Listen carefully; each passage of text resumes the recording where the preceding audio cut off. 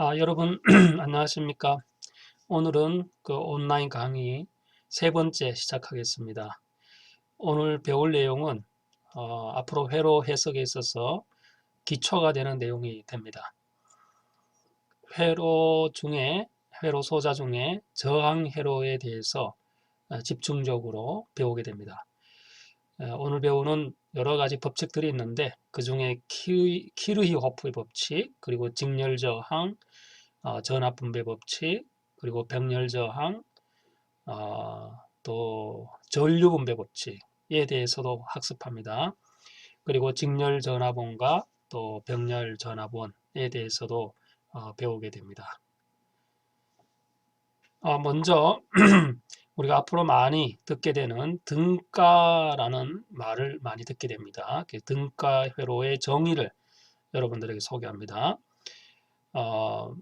등가 저항, 또 전압, 또 등가 전류 등 여러 가지 많이 있습니다. 다음에 회로를 살펴보겠습니다. 이 그림에서는 두 파트 회로로 나눠져 있습니다. 하나는 A와 하나는 B로 나눠져 있는 그림이 하나 있고, 또 오른쪽에도 똑같은 그림인데 A가 하나 있고 이제 B가 하나 있고, 여기 이제 EQ라는 이퀴밸런트, 이게 이제 등가라는 뜻이에요. 등가. 이 등가가 이게 하나 표시가 되어 있습니다. 왼쪽에 있는 이와 같은 그 회로의 두 파트가 오른쪽 형태로 표현할 수 있다는 그 의미가 뭐냐면,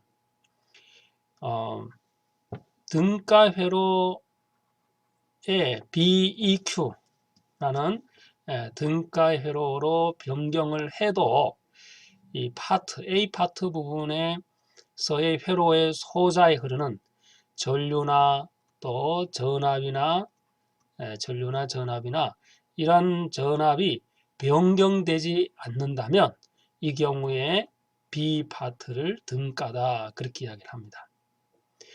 만약에 이게 등가가 성립이 안 된다라고 하면 여기에 어떤 회로가 존재하고 어떤 회로가 존재할 경우에 A 파트가 이것 때문에 영향을 받아서 전류도 변하고 전압도 변한다면 이거는 등가라고 할 수 없다는 그런 이야기가 되는 것이죠. 따라서 A에 해당하는 여기에 전류 전압이 B의 회로와 완전히 독립적으로 움직여 나가서 B의 회로가 있다 할지라도, 파트가 있다 할지라도 A에는 어떤 전압과 전류의 그 변화가 없는 경우, 그와 같은 경우를 우리는 B를 등가 회로다, 그렇게 이야기를 하게 되는 겁니다. 이 등가 회로의 그 매력은 복잡한 소자를 아주 단순화하는 회로로 줄일 수 있는데 큰 매력이 있다고 볼 수 있겠습니다. 다음은 이제 키르히호프의 법칙을 설명합니다. 1847년에 독일의 베를린 대학 교수가 그 재직 중에 발표한 법칙이고, 또 오늘날 회로 해석에 그 아주 단초를 놓는 좋은 아주 훌륭한 인물로 평가를 받고 있습니다. 회로의 그 동작은 회로가 어떤 종류의 그 소자로 연결되어 있는가, 그리고 또 서로 연결된 그 방식이 어떠하냐에 따라서 전기회로의 그 동작은 결정이 됩니다. 이 소자들이, 우리 소자라는 것은 뭐 배럴리도 소자고 저항도 소자, 이런 것들을 이제 소자라고 이야기합니다. 이와 같은 소자들이 상호간에 연결되는 이 점을 우리는 마디라고 이야기합니다. 여기가 이제 잘못됐네. 노드, D가 빠졌어요. 노드라고 이야기합니다. 혹은 노드, 이렇게 이야기하게 됩니다. 그래서 이제 소자들끼리 서로 연결시켜주는 그 접점이 바로 노드다, 이 마디다, 그렇게 이야기를 합니다.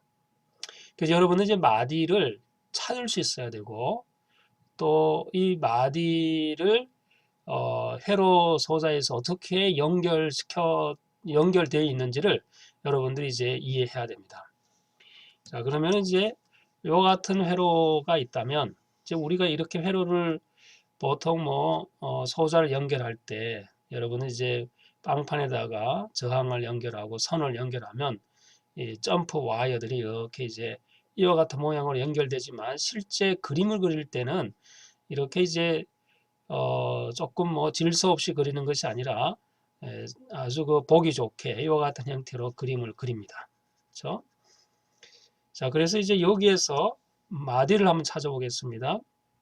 이 소자와 소자 하나, 둘, 세 개가 하나의 묶음으로 연결돼 있죠. 여기도 보이고 여기도 보이고. 근데 여기와 이 마디 사이에는 어떤 소자가 없습니다. 그래서 우리는 이것을 하나의 마디가 되는 거죠. 이것이 마디가 되는 겁니다. 노드라고 이야기하는 거죠. 다음에는 이 소자와 이 소자 사이에는 연결이 되어 있죠. 우리는 이것을 또 마디라고 이야기하고 여기에 있는 소자와 또 이 소자와 연결되어 있으니까 이것도 마디다라고 이야기합니다. 그리고 여기와 또 이 네 개의 소자가 서로 한꺼번에 연결되어 있죠. 그래서 우리는 이것도 하나의 마디다 그렇게 이야기합니다. 자, 그러면은 여러분들 이 회로에서는 마디가 몇 개가 됩니까? 네, 그렇죠. 마디는 전체 4개가 되는 거죠. 4개. 여기서 남은 마디는 몇 개인지 한번 볼까요?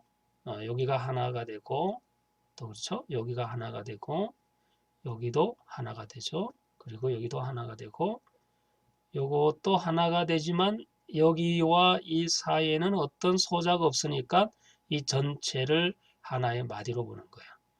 그럼 마디가 하나, 둘, 셋, 넷, 5개 이렇게 되는 것이죠.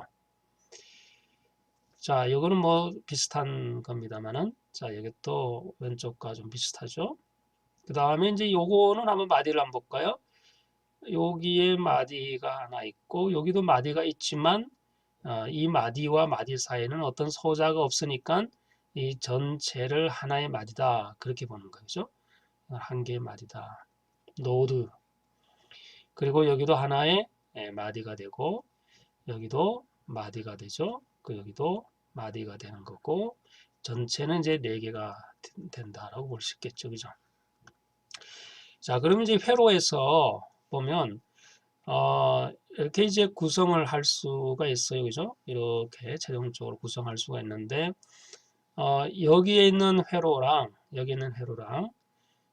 오른쪽에 있는 하나, 둘, 셋, 4개 회로 중에 완전히 동일한 회로가 어떤 것인지 한번 찾아보겠어요. 동일 회로. 똑같은 회로죠. 그러면은 이 동일 회로를 찾는 방법은 반드시 마디와 마디가 1대1로 매핑이 돼야 됩니다. 1대1로 마디와 마디가 이제 대응이 돼야 된다 이거죠. 대응이 돼야 된다. 자, 그러면 이제 여기에서 보면 여기에는 마디가 C가 되죠. 이 C의 마디가 대응되는 것이 4, 5번 여기가 대응되겠죠. 그죠? 그 다음에 이제 D가 5, 6번 사이에 또 대응이 되고 B가 여기에 이제 2, 3, 4에 대응이 되죠. 또 A가 대응이 되는 거예요. 그래서 여기에 있는 왼쪽에 있는 이 회로와 완전히 동일한 회로는 어떤 것이냐라는 거죠. 이것이 동일한 똑같은 회로가 되겠죠. 그죠? 자, 그러면 여기에 있는 회로는 어떤 모양인지 한번 봅시다. 4, 5번이 C죠. 4, 5번이 C고 5, 6번 또 D죠. 5, 6번 D.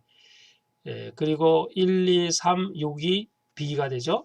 그래서 1, 2, 3, 6이 B고 A가 된다. 1대1로 마디가 대응됐죠. 그래서 B도 똑같은 회로가 되는 겁니다. 나머지는 이제 마디가 1대1로 대응을 하지 않습니다. 그래서 A와 B 같은 D 같은 경우에는 왼쪽에 있는 이 회로와 똑같은 회로라고는 볼 수가 없습니다. 따라서 이 같은 회로로 설계를 해도 되고 이와 같은 모양으로 설계를 해도 되고 이와 같은 형태로 설계를 해도 회로 동작의 입력과 출력의 관계에 있어서는 전혀 변함이 없고 다 동일한 회로다라고 볼 수 있겠습니다. 다음은 키르호프 전류의 법칙을 소개하겠습니다. 키르호프 커런트 로우라고 이야기해서 줄임말로 KCL이라고 이야기합니다. 그래서 우리를 키르호프의 전류의 법칙 이렇게 말하지 않고 좀 간단하게 KCL 법칙 그렇게 이야기를 합니다. 자, KCL이 뭔지를 여러분들 알아야 회로를 해석할 수가 있습니다. 먼저 마디를 조금 전에 배웠죠. 그래서 마디로 유입되는 모든 전류의 합은 수학적으로 0이 된다라는 것이 KCL의 법칙입니다. 우리가 이제 마디를 이해하지 못하면 KCL을 이해할 수가 없어요. 왜냐하면은 KCL은 기본적으로 마디라는 것을 이용해서 여기에서 출발하여 전류의 합을 계산하는 거기 때문에 마디의 개념을 정확하게 이해할 수 있어야 되고 또 마디를 여러분들이 지정할 수 있어야 되는 것이죠. 또 이제 두 번째 보도록 하겠습니다. 전류는 흐르는 방향이 존재합니다. 그렇죠. 그래서 전류가 흐를 때 그 어떤 방향을 지정하느냐를 우리가 정의를 해줘야 마디로 유입되는 전류의 합을 수학적으로 계산할 수가 있습니다. 자, 이건 뭐 아주 간단합니다. 여기에서 이제 보면 이렇게 이제 정의를 할 수 있어요. 마디로 멀어지면 플러스하고 또 마디로 가까워지면 마이너스다. 이런 말이 있어요. 자, 이게 무슨 말이냐면 여기에 마디를 이렇게 이제 우리가 위치를 잡을 수 있습니다. 그러면 여기에 전류가 A4라는 전류가 마디로 가까워오고 있죠. 점점. 그래서 마디를 중심으로 해서 마디로 유입되고 또 마디로 빠져나가는 이 모든 전류의 합이 0이 되어야 된다 그랬으니까 마디로 들어오는 I4는 마디로 가까워지니까 이것은 마이너스 I4로 놓고 또 여기에서 이제 전류가 이렇게 이제 또 들어오죠. 여기 보면 I1이 또 들어오니까 마디로 가까워지니까 이것도 마이너스 I1 이렇게 놓는 거예요. 그리고 여기서는 마디에서 I2가 멀어지죠. 이렇게 멀어지니까 이것은 플러스 I2라고 놓고 또 여기서는 I3가 멀어지죠. 그래서 이거는 우리를 I의 3 플러스라고 놓으면 되는 겁니다. 이 네 개의 전류를 모두 다 합하면 0이 되어야 된다는 조건이 되는 것이 바로 KCL의 법칙이 되는 겁니다. 그렇죠? 자, 그래서 이렇게 0이 놓으면 마이너스끼리는 다 묶어서 오른쪽으로 놓으면 이와 같은 식이 성립이 되겠죠.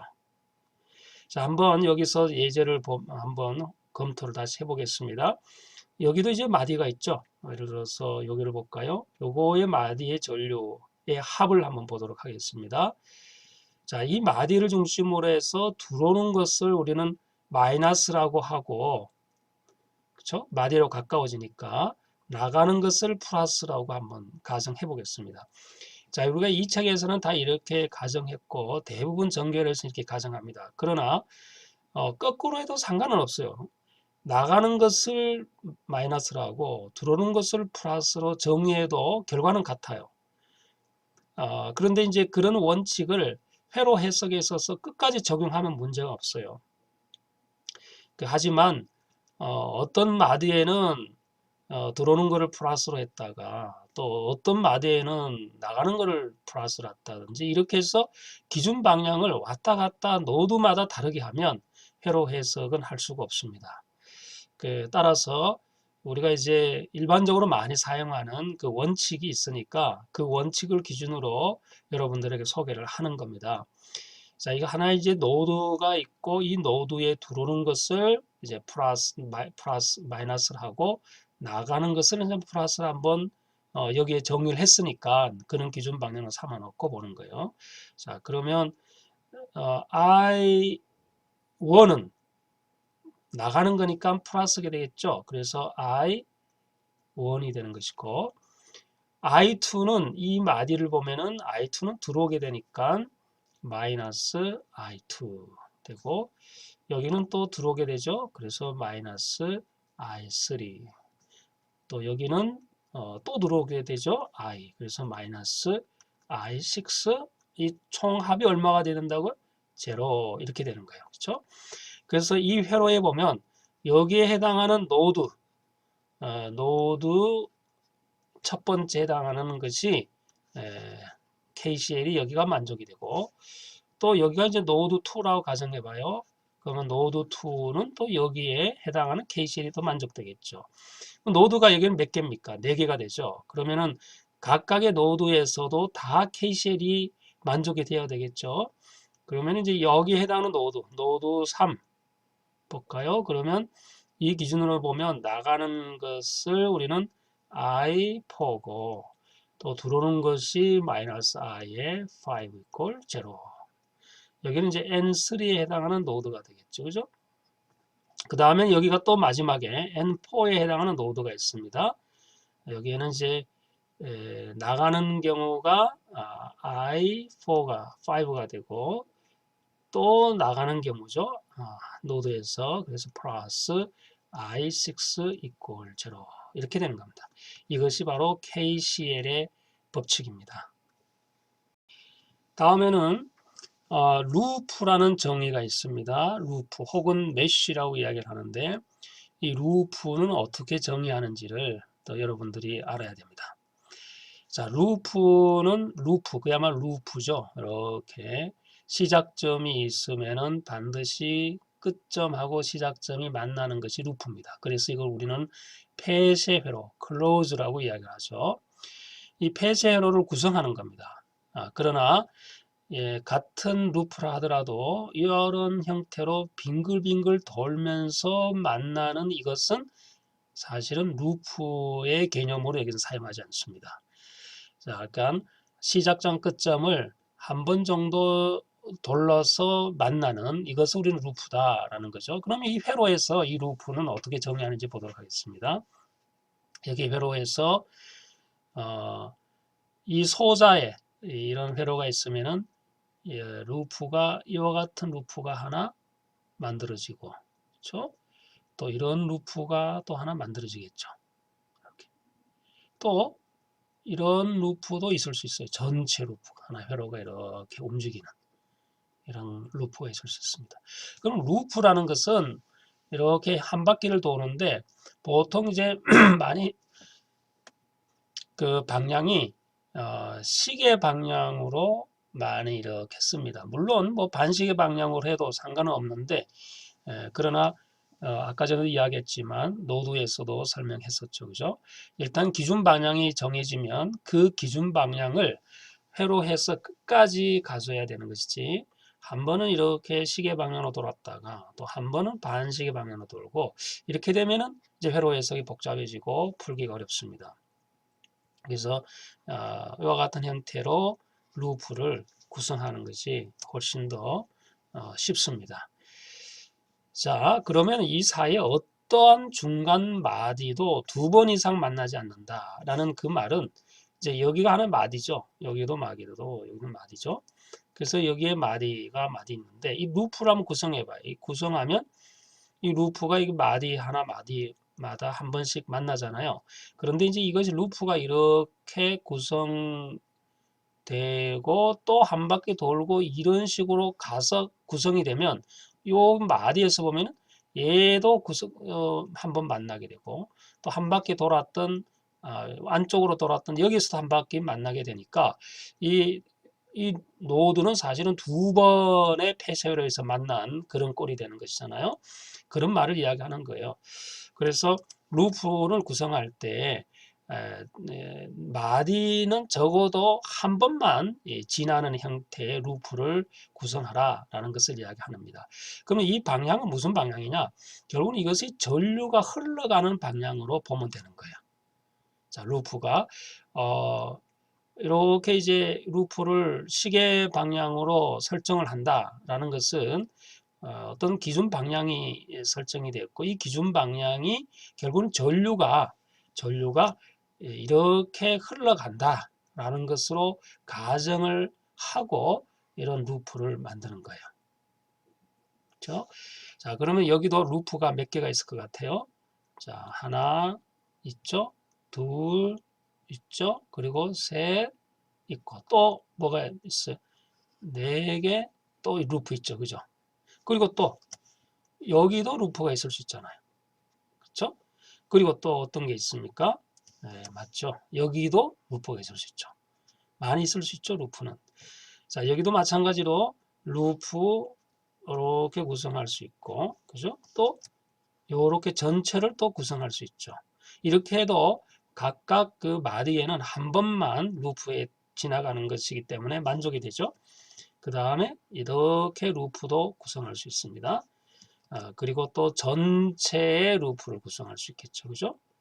이와 같은 형태. 이것을 우리는 루프라고 이야기하고 또 메쉬라는 그런 말도 쓰게 됩니다.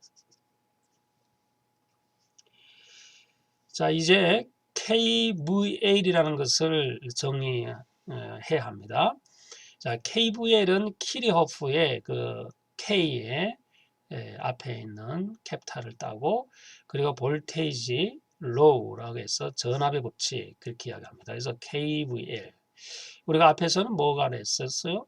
예, 비슷하게 KCL이라는 말을 썼죠. 그죠? KCL, KVL. 이 두 개가 회로 해석에 있어서는 빠지면 해석할 수가 없습니다. 이 VL을 알려면 루프를 정의할 수 있어야 된다라는 거죠. 그래서 우리가 조금 전에 루프를 배웠어요. 루프를 정의해서 루프로 한 바퀴 이렇게 빙 걸 돌면, 그러면 이제 전류가 이런 방향으로 흐른다 그랬으니까 이때 소자에 걸리는 전압의 총합이 0이 된다라는 그런 뜻이 되는 겁니다. 자, 이 경우에 우리가 또 전압의 극성을 표시할 수 있어야 됩니다. 루프에서. 그러면 이제 전압의 극성의 표시는 기본적으로 수동소자의 그 법칙을 따르게 됩니다. 자, 이제 수동소자의 법칙을 우리가 지난 주에 설명을 했지만 여기서 이제 다시 나오게 되죠. 아주 간단합니다. 한번 보도록 하겠어요. 이제 루프라는 거를 이렇게 한번 회로로 구성되는 것을 루프라고 이야기하죠. 그죠? 이 루프. 그렇죠? 그러면은 이 루프는 전류의 방향이 이렇게 흐른다라고 가정한 거예요. 그럼 전류의 방향이 이렇게 흐르면 여기에 저항소자가 있다라고 하면 이 저항소자 양단에 걸리는 이 전압은 어떻게 표시하느냐라는 거죠. 그 전압이 I 전류가 안쪽으로 소자가 들어가는 이 입구를 우리는 플러스라 하고 나가는 쪽을 마이너스다. 그렇게 이야기하는 것이 수동소자의 표기법입니다. 그렇죠?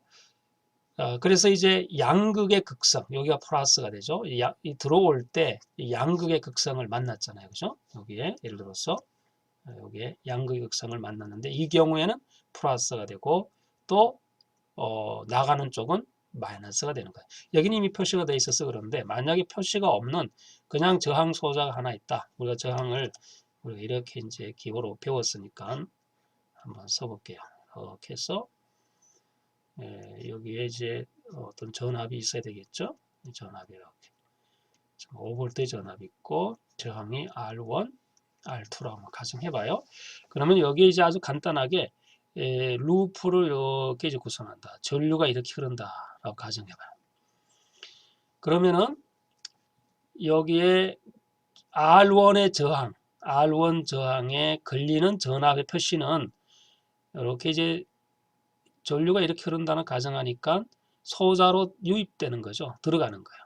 그래서 이 경우에 V1은 여기에 들어가는 것이 플러스고 마이너스. 그래서 양극의 극성을 만나면 플러스 이렇게 되는 거죠. 그래서 이제 I 전류가 이렇게 들어가면서 양극의 극성을 만나게 되고 그 다음에 이제 또 R2는 어떻게 됩니까? R2도 마찬가지죠. R2도 이렇게 전류가 들어가니까 여기에도 플러스 마이너스의 V2가 연결이 되는 거예요. 자, 이렇게 루프를 구성해 놓고 그리고 루프에 걸리는 극성의 표시는 이와 같이 수동소자 표기법을 따르는 그와 같은 극성을 표시하게 되는 겁니다. 자, 그래서 이제 여기에 걸리는 모든 전압의 합이 0이다 그랬으니까 자, 그러면은 한번 볼까요? 루프를 이렇게 했어요. 루프를 쭉 진행해서 보면 이 전압의 합이 다 0이라 그랬어요. 이 전류가 이렇게 들어가니까 들어가는 요 양극의 극성을 만났죠. 그러면은 플러스 V1 또 이렇게 들어오면서 양극에 해당하는 극성을 만났잖아요. 그죠? 그러면 플러스 V2 그리고 전류가 이렇게 쭉 흘러오는데 이제는 여기에 보면 음극의 극성을 만났잖아요. 그죠? 그러면은 음극의 극성을 만나면은 마이너스 되죠. 그래서 마이너스 5V 이꼴 0이다 라는 그런 의미가 되는 거예요. 자, 이것이 KVL의 정의가 되는 겁니다. 자, 그러면 이제 한번 예제를 보도록 하겠어요. 그러면 자, 전력을 한번 소자 C와 소자 D에서의 전력을 계산하라 라고 이야기합니다. 자, 전력은 뭡니까? P는 V 곱하기 I가 되는 거죠. 그죠? 또 I는 이렇게 쓸 수 있죠. I는 뭐가 됩니까? 저항분의 전압이 되니까 저항분의 또 전압의 제곱 이제 이렇게도 쓸 수 있고 또 뭐 다양한 표현이 있겠죠. V 곱하기 I를 우리가 한번 기본적으로 여기에 적용할 수 있습니다. 자, 그럼 C를 알려면 C에 걸리는 전력, 이 전력이 흡수되는 전력이냐, 뭐 공급되는 전력이냐를 볼 수 있겠죠. 그러면은 이제 값의 부호를 가지고 판단한다고 이야기했습니다. 자, 그러면 C에 걸리는 전력, 이 전력은 어떻게 계산하느냐 한번 봐요. 그럼 이거는 아주 루프의 방식으로 쉽게 우리가 볼 수 있습니다. C에 전류는 이미 찾아냈어요. 7A라는 전류가. 그럼 전압이 얼마인지 모르죠. 저 전압 몰라요. 그러면 이제 전압에 E는 전압을 이미 주어졌고 F도 전압이 주어졌어요. 0V지만. 그리고 A도 6V의 전압이 주어졌어요. 그죠? 그리고 B도 6V 전압, D도 4V, 마이너스 4V 전압 이렇게 주어졌어요. 그러면 여기만 전압이 없기 때문에 루프의 방식으로 모든 루프 소자에 걸리는 전압은 0이라 그랬으니까 여기에 루프를 이 전체 루프를 한번 돌려버리면 이렇게 그렇죠? 이렇게 돌려버리면은 여기에 전압 있고 여기에 전압은 모르고 여기에 전압 있고 여기에 전압 있으니까 이 네 개의 합이 0이 되면 된다 그랬죠. 그죠? 그러면 이 루프를 쓰면 여기에 전압을 찾을 수가 있습니다.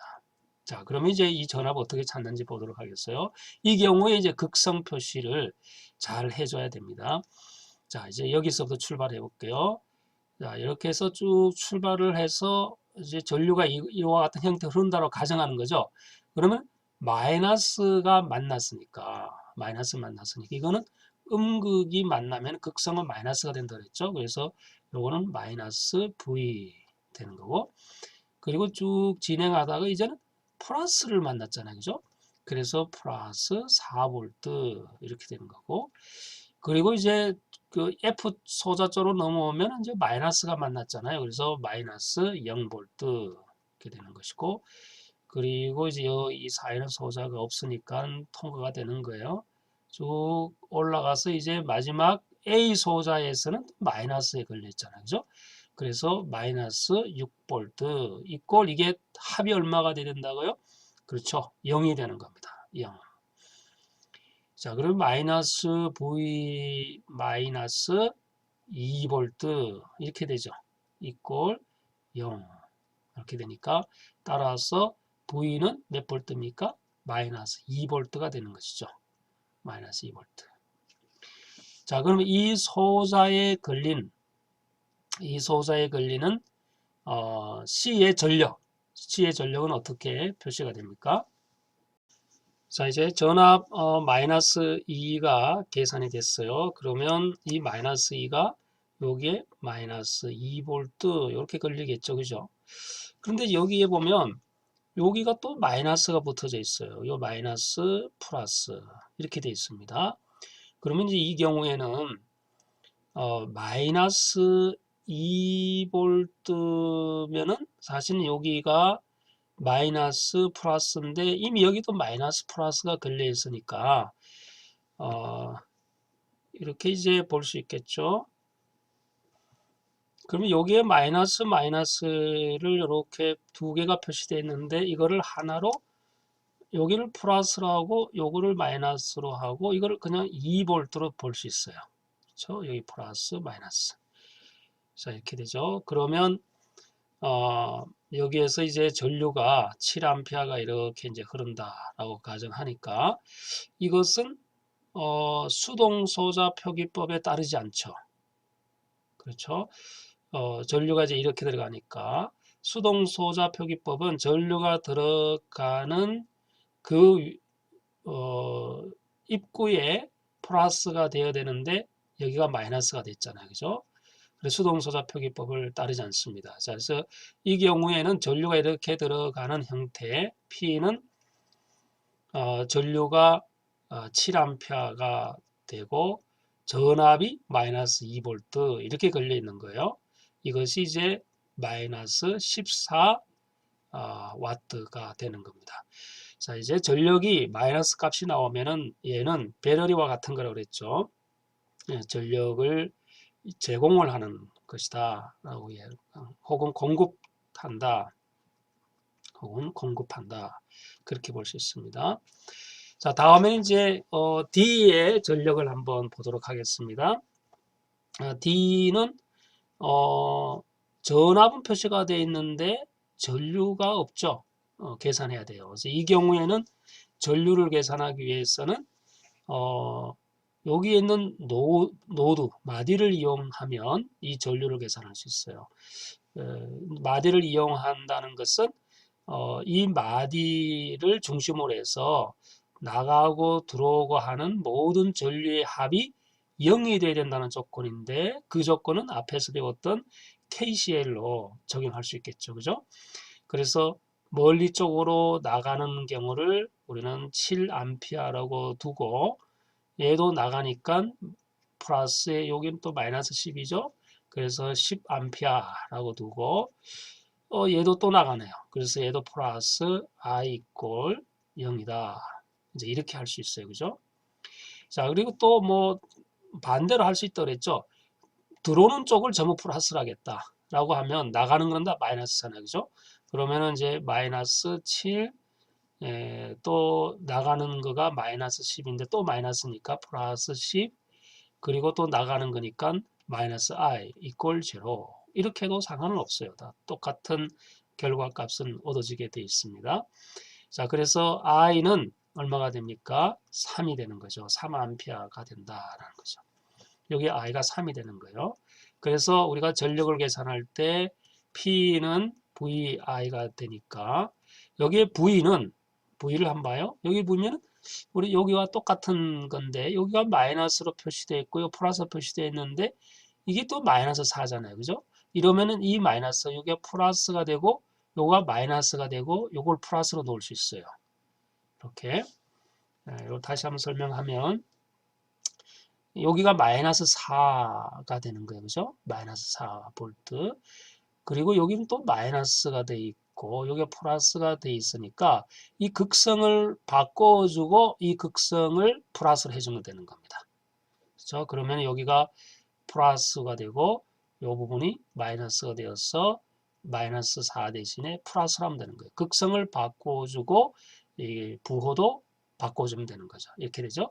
자, 그러면 이제 전류가 이렇게 들어간다고 했으니까 이 전류가 들어가는 이 입구 쪽에 플러스가 걸려 있으니까 이건 수동소자 표기법이죠. 그러면 이것은 수동소자다라는 것을 볼 수 있습니다.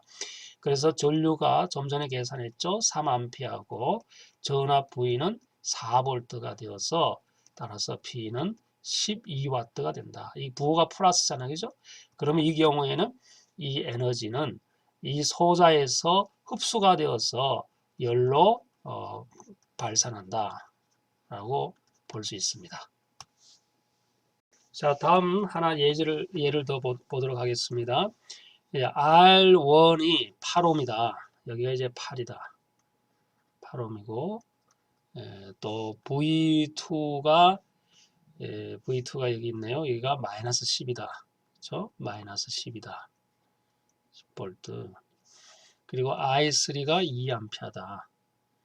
I3가 이제 여기가 이미 2A로 됐고, 그리고 R3가 이제 1옴이다. 이렇게 돼 있네요. 그죠? 요거가 1옴이다. 그러면 이때 각 전류와 전압을 계산하라.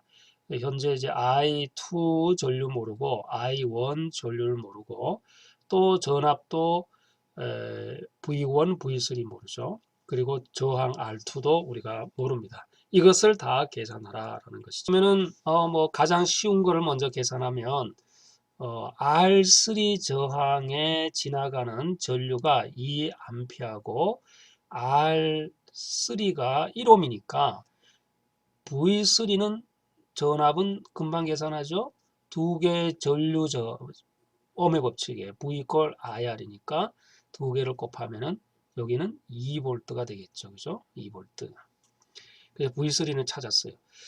다음에는 이제 V1을 찾으려면 루프가 이렇게 구성이 되죠. 루프가 이렇게 만들어집니다. 그럼 이 루프 안에 세 개의 전압을 걸쳐져 있어요. 루프라는 것은 결국은 전압을 보는 겁니다. 전압. 전류를 보는 것이 전류를 보는 것은 KCL에서 노드 혹은 마디의 법칙을 가지고 우리가 전류를 계산할 수 있지만 루프는 모든 소자에 걸린 전압의 합이기 때문에 루프라는 것은 이제 전압을 우리가 기준으로 보는 겁니다. 노드는 이제 전류가 되는 것이죠.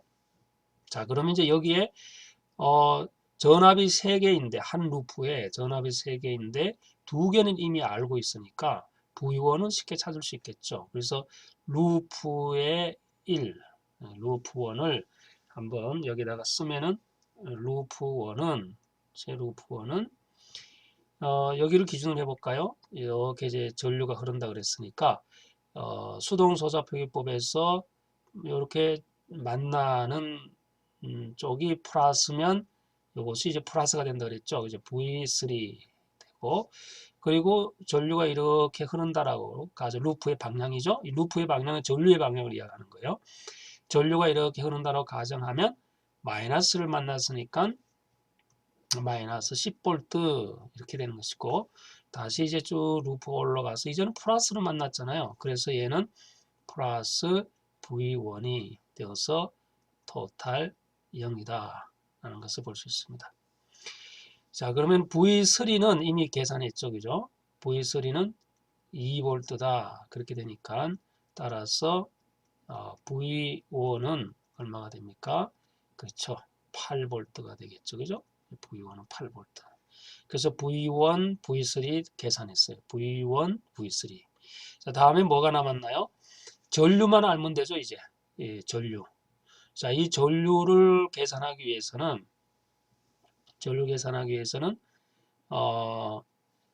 노드가 필요하다고 그랬죠, 그죠? 여기에 노드에 노드 1이라고 가정해봐요. 그러면 자, 여기에 나가는 쪽을 다 플러스로 할 수 있고 또 들어오는 쪽을 다 플러스로 할 수 있다 라고 이야기했습니다. 그죠? 자, 그러면은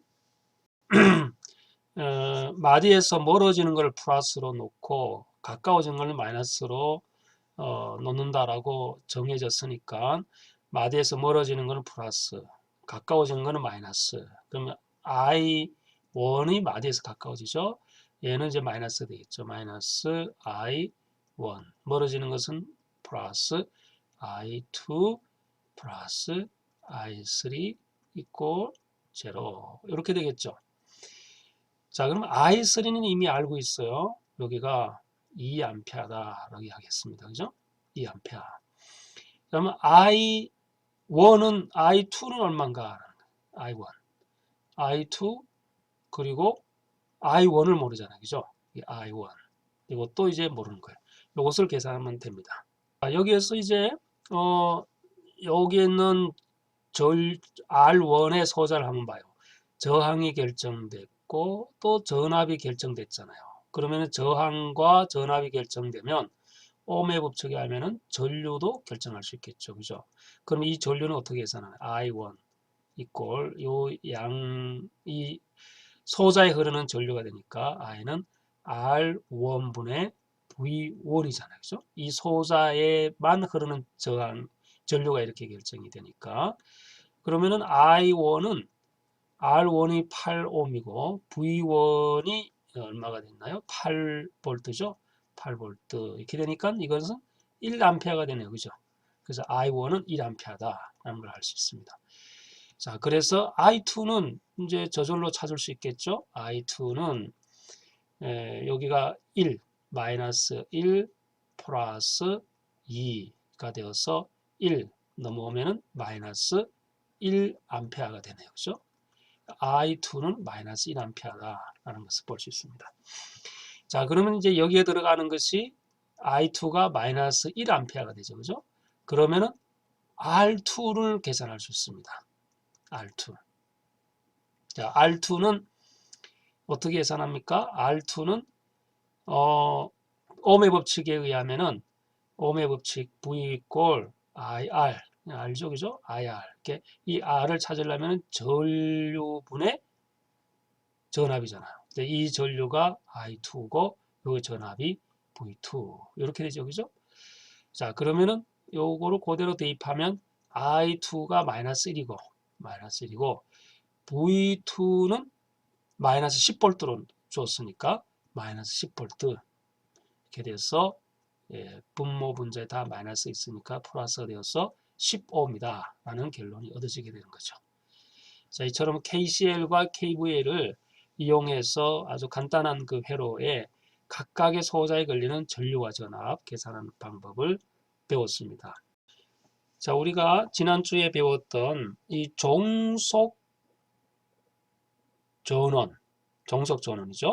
이 종속 전원에 이 다이아몬드로 표시가 되어 있는 것을 종속이라고 하고 이 안에 화살표로 표시되어 있는 것은 전류원이라고 이야기한다고 했죠. 그죠?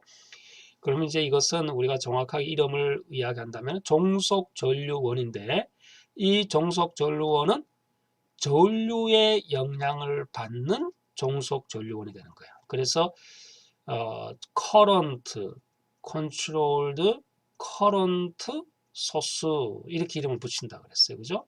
우리가 지난주에 했던 거 current controlled 그리고 current 소스 이렇게 이제 앞에 있는 캐피탈을 따서 CCCS 이렇게 붙이게 되는 거예요.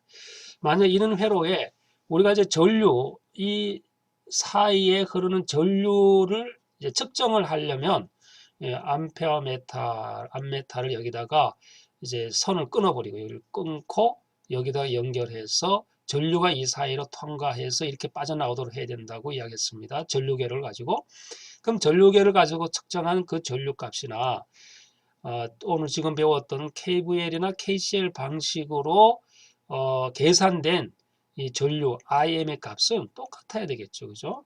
그래서 지금은 이제 우리가 뭐 암메타로 측정을 하거나 그러지는 않습니다. 계산을 통해서 유도해서 결과값을 얻어내는 것이고 그것은 측정을 하면 그 값이 나오게 됩니다. 여러분 실습 시간에 뭐 오아캐드나 이런 것들 통해서 직접 또 시뮬레이션 돌려보고 그 결과를 또 확인할 수 있는 그런 기회를 갖게 될 것입니다. 이거를 이제 KVL과 KCL 방식으로 한번 해석해 보도록 하겠습니다. 우선은 이제 이 회로에 보면 IA의 방향이 결정됐어요. 그죠? 이 방향으로. 그러면은 이런 형태로 가겠죠. 그럼 이 저항 4옴 소자에 걸리는 전압의 표시는 어떻게 합니까?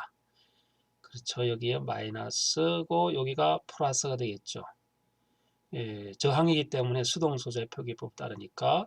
그리고 전압은 저항에다가 전류를 곱한 거니까 4IA다. 이런 전압이 나오겠죠. 자, 다음에 이제 이 소자의 전압을 한번 살펴보겠습니다. 그럼 이 소자에는 이렇게 전류가 IM으로 흐르게 되니까 수동 소자 표기법에 의하면은 들어가는 쪽은 플러스고 나가는 건 마이너스죠. 그러면은 이 양단에 걸리는 전압은 2의 IM이 되는 거예요.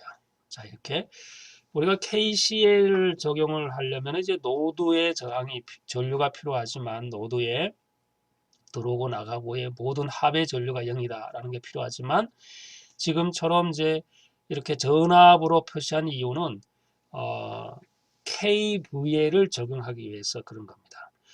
그러니까 어떤 회로 해석할 때 KVL 하나만 적용해서 풀 수도 있는 것도 있지만 대부분의 회로 해석은 KCL과 KVL을 조합해서 같이 계산해서 공식을 만들어서 해석을 해야 되는 것입니다. 자, 이렇게 해서 만들어 놓고 보면 이제 우리가 맨 먼저 한번 KVL로 한번 적용해 볼까요? 루프를 만든다 그랬죠. 이렇게 이제 루프가 이렇게 만들어집니다. 전체 루프로 루프가 되면 자, 여기서부터 출발할까요? 이제 루프가 이렇게 간다고 그랬으니까 이거 루프에 대한 거예요. 여기는 IA는 아까 전에는 이제 실제 회로에서 전류가 이렇게 흐른다고 이야기했으니까 우리는 루프는 이렇게 가정을 하는 거죠. 자, 루프로 이렇게 들어가면 맨 처음에 마이너스가 만났잖아요. 그죠? 그러면 저 걸리는 전압은 마이너스 4의 IA가 되는 것이고 그 다음에 플러스가 여기 또 플러스로 만났죠. 그죠? 그래서 플러스 2의 IM 되고 여기는 이제 같은 루프 노드니까 쭉 내려가서 이렇게 또 올라가죠. 그죠? 그 여기에 마이너스가 걸렸으니까 마이너스 12 이꼴 0 이렇게 됩니다. 자, 우리가 이제 IM을 계산하는 거니까 IM을 계산하기 위해서는 이제 IA를 알아야 되겠죠. 그죠? 그러면 여기에 미지의 변수가 IM이고 IA이기 때문에 하나의 그 연립 방정식이 더 나오면 두 개의 방정식으로부터 두 개의 미지의 변수를 찾을 수 있잖아요. 그죠? 그러기 위해서 이제 이 노드에서의 KCL을 한번 적용해 보자라는 거죠. KCL. KCL은 뭡니까? 나가는 전류는 모두 다 나가는 전류는 플러스 또 들어오는 전류는 마이너스 이렇게 하면 된다 그랬죠. 그래서 KCL로 적용을 하면 여기가 전류가 이렇게 나가니까 이미 이 전류는 플러스 M이죠. 그리고 또 여기도 나가니까 이 전류는 3IA에 해당하는 거예요. 그죠? 플러스 3IA. 그리고 또 이 전류는 여기도 나가죠. 이렇게 IA 방향으로 나가니까 얘도 플러스 IA 이꼴 0 이렇게 되는 거죠. 그러면은 IM 플러스 4IA 이꼴 0가 되어서 드디어 연립 방정식이 한 개랑 이제 두 개가 얻어지죠. 그죠? 그래서 이 두 개를 풀면은 IM을 찾을 수가 있다라는 거죠. 자, IM이 4A가 된다라는 것을 얻을 수가 있습니다. 자, 또 하나 예를 보도록 하겠습니다. 이제는 전압을 측정한다라고 봐요. 이 전압. 전압은 뭐 이 전류가 이렇게 흐르지 않고 양단 사이에 걸리는 전압을 측정하는 거니까 그냥 프로브로 여기다가 이제 갖다 대기만 하면 되는 거예요. 전류는 끊어가지고 연결해야 되는 거지만 이처럼 이제 저항 하나 있지만 여기 어떤 회로가 연결되어 있지 않더라도 이 양단에 걸리는 전압은 측정할 수가 있습니다. 자, 우리가 다시 한번 복습하는 의미로 다이아몬드의 모양은 뭐라 그랬습니까? 종속 전원이다 그랬죠. 그죠? 그리고 이 안에 플러스 마이너스 표시가 되어 있으면 전압이라고 표시할 수 있어요. 그래서 얘는 종속 전압 원 이렇게 이야기를 합니다. 그죠? 그러면 이 종속 전압이 IA의 영향을 받죠. 그죠? 그래서 얘는 전류의 영향을 받는 종속 전압원이다. 그렇게 하기 위해서 전류 커런트 컨트롤드 볼테이지 소스다. 그렇게 이야기합니다. 그렇죠? 자, 이 용어는 여러분들 꼭 알아야 하는 내용이 된다고 이미 이야기했습니다. 자, 여기에서 이제 KVL, KCL로 한번 적용해서 풀도록 해보겠습니다. 이제 VM을 찾는 거니까 여러분들 이제 회로 해석은 많은 회로 해석에서 여러분들이 직접 한번 풀고 그런 경험들이 있어야 이 회로를 보면서 이게 KVL로 적용하는 게 좋은지 그리고 KCL로 적용하는 게 좋은지 여러분들 금방 캐치할 수가 있습니다. 자, 이제 여기에서 우선은 전압원을 먼저 표시할 필요가 있습니다. 이 소자에 걸리는 전압은 어떤 형태로 표시되는지 봐요. 여기 IA가 이렇게 이제 흐른다 그랬으니까 앞에 예제가 똑같죠? IA가 이렇게 들어가는 거예요. 이게 IA가 이렇게 들어가겠죠? 그러면 들어가는 쪽은 플러스고 나오는 쪽은 마이너스로 전압이 표시되죠. 그래서 전류 IA에다가 저항을 곱하면 전압이 되니까 4의 IA에 해당하는 전압이 걸리는 거다라는 거죠. 다음에는 이제 여기에는 오픈돼 있잖아 여기가. 그렇죠? 오픈돼 있으니까 전류는 클로즈 룹 폐회로에서만 전류가 통하는 거지 중간에 오픈되어 있으면 전류가 흐를 수가 없어요. 그래서 여기에 흐르는 전류는 얼마입니까? 여기 흐르는 뭐 IO라고 가정하면 전류는 0이겠죠. 여기가 전류가 0이면 여기에 양단에 걸리는 전압은 어떻게 되나요? 전압도 당연히 0인 거죠. 0V 그렇게 될 거예요. 그죠? 그래서 이제 여기에 우리가 한번 KVL을 한번 적용해 볼까요? KVL은 뭐 이렇게 적용하는 것은 별로 의미가 없습니다. 그죠? 오히려 이 안에 요거를 이렇게 한번 적용해 봐요. KVL로. 자, 그럼 KVL로 한번 적용하면 여기서 출발을 여기서 해볼까요? 이렇게 루프를 돈다를 가정했으니까 마이너스 4가 만났죠. 그래서 마이너스 4의 IA가 되는 거고 그리고 이렇게 루프가 들어가니까 여기는 3IA가 되네요. 그죠? 그래서 플러스 3IA 그리고 여기는 또 마이너스로 들어가니까 마이너스 12 이퀄 0 이렇게 되네요. 그러면 IA는 마이너스 12가 되네요. 그죠? 마이너스 12. 자, 다음에는 이제 여기에 있는 전압을 한번 계산한다. 가정해 봐요. 그렇죠? 여기 있는 전압. 자, 이 전압은 한번 여기도 루프가 이렇게 또 있다고 가정하고 한번 해볼까요? 그러면 여기에 KVL의 루프, 여기 해당하는 루프예요. 여기는 자, 여기서 출발하면 이렇게 이제 루프가 형성되면 여기는 이미 0V가 그랬잖아. 그죠? 그래서 0V 그리고 여기가 플러스가 되죠. 그래서 플러스 VM 그리고 이것이 이제 루프를 돌면서 CCVS의 마이너스 쪽에 먼저 부딪히니까 얘는 마이너스 3의 IA 이꼴 0 이렇게 되죠. 따라서 우리가 계산하고자 하는 것은 VM이니까 VM은 3의 IA가 되는 거죠. 그죠? 근데 앞에서 IA를 계산했으니까 마이너스 12였잖아요. 그죠? 그래서 마이너스 36V다 라는 것을 계산할 수가 있습니다. 자, 다음에 예제를 한 번 더 보겠습니다. 이제 캐패시터가 있는 예제를 보겠어요. 자, 이 경우에는 캐패시터는 우리가 이제 7장에 아마 나오게 될 겁니다. 이 7장의 캐패시터라는 이 소자를 우리가 충분히 다루게 되지만 지금 여기서는 배우지 않았기 때문에 캐패시터가 뭔지는 몰라도 그 소자에 걸리는 전압에 대해서만 알면 돼요.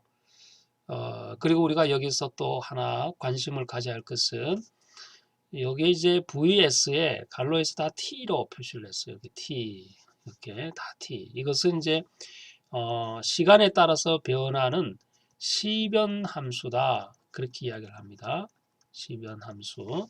여러분들 이제 배럴이 같은 건전지를 여러분 시중에서 1.5V를 산다. 그죠? 이게 1.5V다.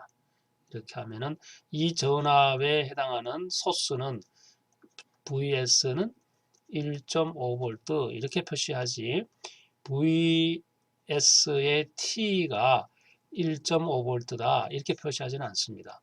왜냐하면 배럴이는 시간에 따라서 이 전압이 바뀌는 것이 아니라 사용하지 않으면 1.5V의 전압이 항상 일정하게 유지가 되는 거예요. 이 경우에는 이제 그 직류 전압이라고 그러잖아요. 그 경우에는 이제 표시할 때는 보통 V를 대문자 V라고 쓰고 그리고 이제 1.5V 이렇게 하고 또 시변 함수 뭐 사인이나 코사인이나 이런 함수가 있는 그 소자에서의 전류 전압의 표시는 저럼 이제 소문자로 쓰고 그리고 시간의 함수다라는 t를 넣습니다. 그래서 vt 이렇게 표시하는 거죠. 그래서 이걸 보면 여기 뭐 대문자가 되어 있는데 이렇게 소문자 이걸 보면은 이제 시간에 따라서 변하는 함수구나. 이걸 보면은 이제 뭔가 표시할 수가 있다라는 거죠. 근데 여기서 뭐 50A 이제 50V 뭐 이렇게 해서 이렇게 나왔다 할지라도 뭐 이거는 이제 시간에 따라서 물론 50은 변하지 않을 수 있어요. 그렇지만 이 전체 회로가 시간에 따라서 변하는 회로로 구성되어 있기 때문에 이제 이 경우에는 그냥 이렇게 표시할 수가 있고 또 이 경우에는 이제 V는 뭐 50 이렇게도 표시할 수가 있어요. 대문자로 써서 뭐 T를 빠지고 그렇게 해도 됩니다.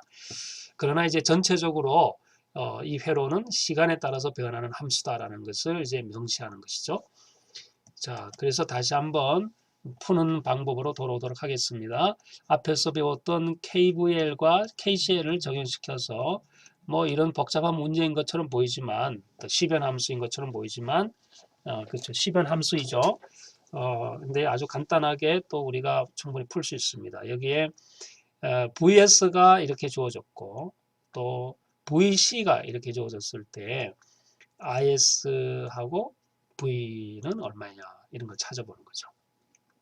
그러니까 IS가 이 IS가 되고요. 그리고 V 아웃풋은 이렇게 정의되어 있죠. 요거가 얼마냐라는 거지. 자, 이거를 찾기 위해서 이미 이 전압을 우리가 다 주어졌습니다. 그죠? 그래서 이 전압이 VS가 여기가 50V죠. 50V고 요거는 40에 마이너스 40에 2에 마이너스 25 이렇게 되는 거예요. 그죠?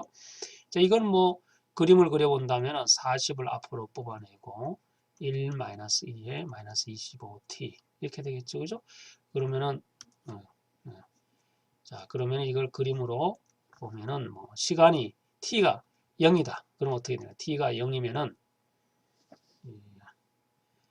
t가 0이면은 여기가 1이죠? 그럼 여기가 0이고 이제 t가 점점 증가한다고 가정하면 t가 점점 증가하면은 이 부분은 점점 0으로 빠지겠죠. 그죠? 그리고 결국은 최종적으로는 40에 가까워지는 이런 모양이 될 겁니다. 그죠? 그래서 이게 VC의 T에 해당하는 거다. 이제 이런 형태의 시간에 따라서 변하는 전압의 분포가 여기에 걸려 있다라고 보게 되는 겁니다. 자, 그러면 이제 여기에서 우리가 KCL을 이 두 개를 찾는 거니까 이거를 찾는 거니까 먼저 요거를 찾으려면 세 단자에 걸리는 전압을 우리가 찾고 그 전압과 저항으로부터 전류를 찾으면 되겠다라는 생각이 이제 떠오를 수 있습니다. 왜냐하면 이미 이거 주어졌고 이것도 주어졌잖아요. 근데 여기에 걸리는 전압만 찾으면 되잖아요. 그죠? 그러면 여기는 저항이 있으니까 이걸 찾을 수가 있단 말이야. 여기 있는 전압은 먼저 표시를 해야 된다고 그랬죠. 전류가 이렇게 흘러가면 수동소자 표기법에 의하면은 여기가 플러스고 여기가 마이너스가 되는 거죠. 그죠? 그래서 여기에 해당하는 전압은 10ohm에다가 전류 IS 이렇게 전류 IS를 곱한 것이다. 이렇게 되죠. 자, 그러면 이제 우리가 이와 같은 KVL의 루프를 만든다고 가정하면 여기서 이제 한번 여기서 출발하면 플러스 10의 IS T 그리고 플러스가 되죠. 여기가 플러스가 만났으니까 이렇게 진행하면서 VC의 T 그리고 쭉 올라와서 여기는 마이너스를 만나잖아요. 그죠? 마이너스 VS의 T 이걸 제로 이렇게 되는 겁니다. 그죠? 그럼 우리가 원하는 것은 IS를 찾는 거잖아요. 그래서 IS를 찾으려면 여기 10분의 1이죠. 10분의 1에 갈로에서 이걸 모두 다 오른쪽으로 넘기면 VS 마이너스 VC가 되겠죠. 그죠? C. 이렇게 될 거예요. 근데 여기 VS는 이미 여기가 50V로 돼 있고, 그죠? 이거 들어오고. 그리고 VC는 이미 주어졌으니까 대입하면 뭐 IS는 찾을 수 있겠죠. 자, 됐고. 그 다음에 이제 V0를 한번 찾아볼까요? 이 V0. 이 V0도 한번 KCL로, KVL로 한번 볼까요? KVL로 이와 같은 형태로 전류가 흐른다라는데 이 전류의 표시가 지금 안 돼 있으니까 우리는 그냥 I0라고 한번 전류를 표시해 봐요. I0. 자, 그러면은 이렇게 전류가 흐르면 여기에 있는 I0니까 VO는 사실은 뭐가 되나요? 25의 I0T가 되겠죠. 그죠? 여기에 VO는 전류가 이렇게 흐른다고 가정했으니까 이렇게 루프를 통해서 가정하면 전류가 이렇게 흐르잖아요. 근데 이 전류의 흐르는 크기를 우리는 I0로 가정해 보는 거예요. 그죠? I0. 그러면 여기도 I0 이렇게 흐를 거예요. 그죠? 자, 그러면 이제 여기에 VO가 25I0니까 VO를 알려면 I0만 알면 되겠죠. 그렇죠? 그래서 I0는 한번 여기서 이 전압이 주어져 있으니까 한번 봐요. 자, 이렇게 KVL로 적용하면 여기에서 출발 한번 해볼까요? 이제는 그럼 이렇게 시작됐으니까 마이너스죠. 마이너스 V에 C에 T가 되고 그리고 25 플러스 25에 I0가 되고 그리고 이 저항이 15에다가 이렇게 I0 흐르고 여기서는 이제 수동소자 표기법이니까 플러스 마이너스로 하면은 여기가 또 플러스 15에 I0 T가 걸려있겠죠. 그죠? 이꼴 0 이렇게 될 거예요. 그죠? 자, 그러면은 VC는 이꼴 VC는 요거 오른쪽 넘기면 이제 요거만 남죠? 그러면 얘가 40I0T가 된다라는 걸 볼 수 있어요. 그럼 여기서 40I0에서 I0 얻어졌고 VC는 이미 여기서 결정이 났으니까 I0T는 40분의 VC가 되죠. 그래서 요것을 여기다가 대입하면 따라서 VOT는 8분의 5가 되죠. 8분의 5에 VC가 된다. VCT. 자, VCT는 여기가 있으니까 이걸 그대로 여기다가 넣으면 이것이 이제 답이 되겠죠. 그죠? 자, 이렇게 해서 여기서는 KCL을 전혀 쓰지 않았어요. 그죠? KCL을 전혀 쓰지 않고 KVL만 이용해서 전류도 계산하고 전압도 계산한 그런 내용이 됩니다. 이 그림이 뭐냐면 이제 우리가 앞에서 설명했지만 KVL을 계산하고 뭐 KCL을 계산하기 위해서는 항상 전압의 극성 뭐 이런 것들을 고려해야 되기 때문에 이미 이제 전압의 극성을 여기서 이렇게 고려했다라는 것을 이야기하는 거예요. 수동소자 표기법에서.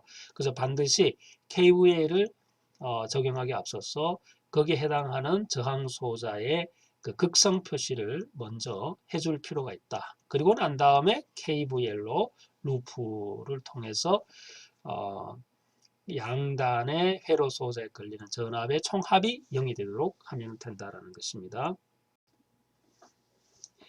다음은 직렬 저항과 또 전압 분배를 한번 보도록 하겠습니다.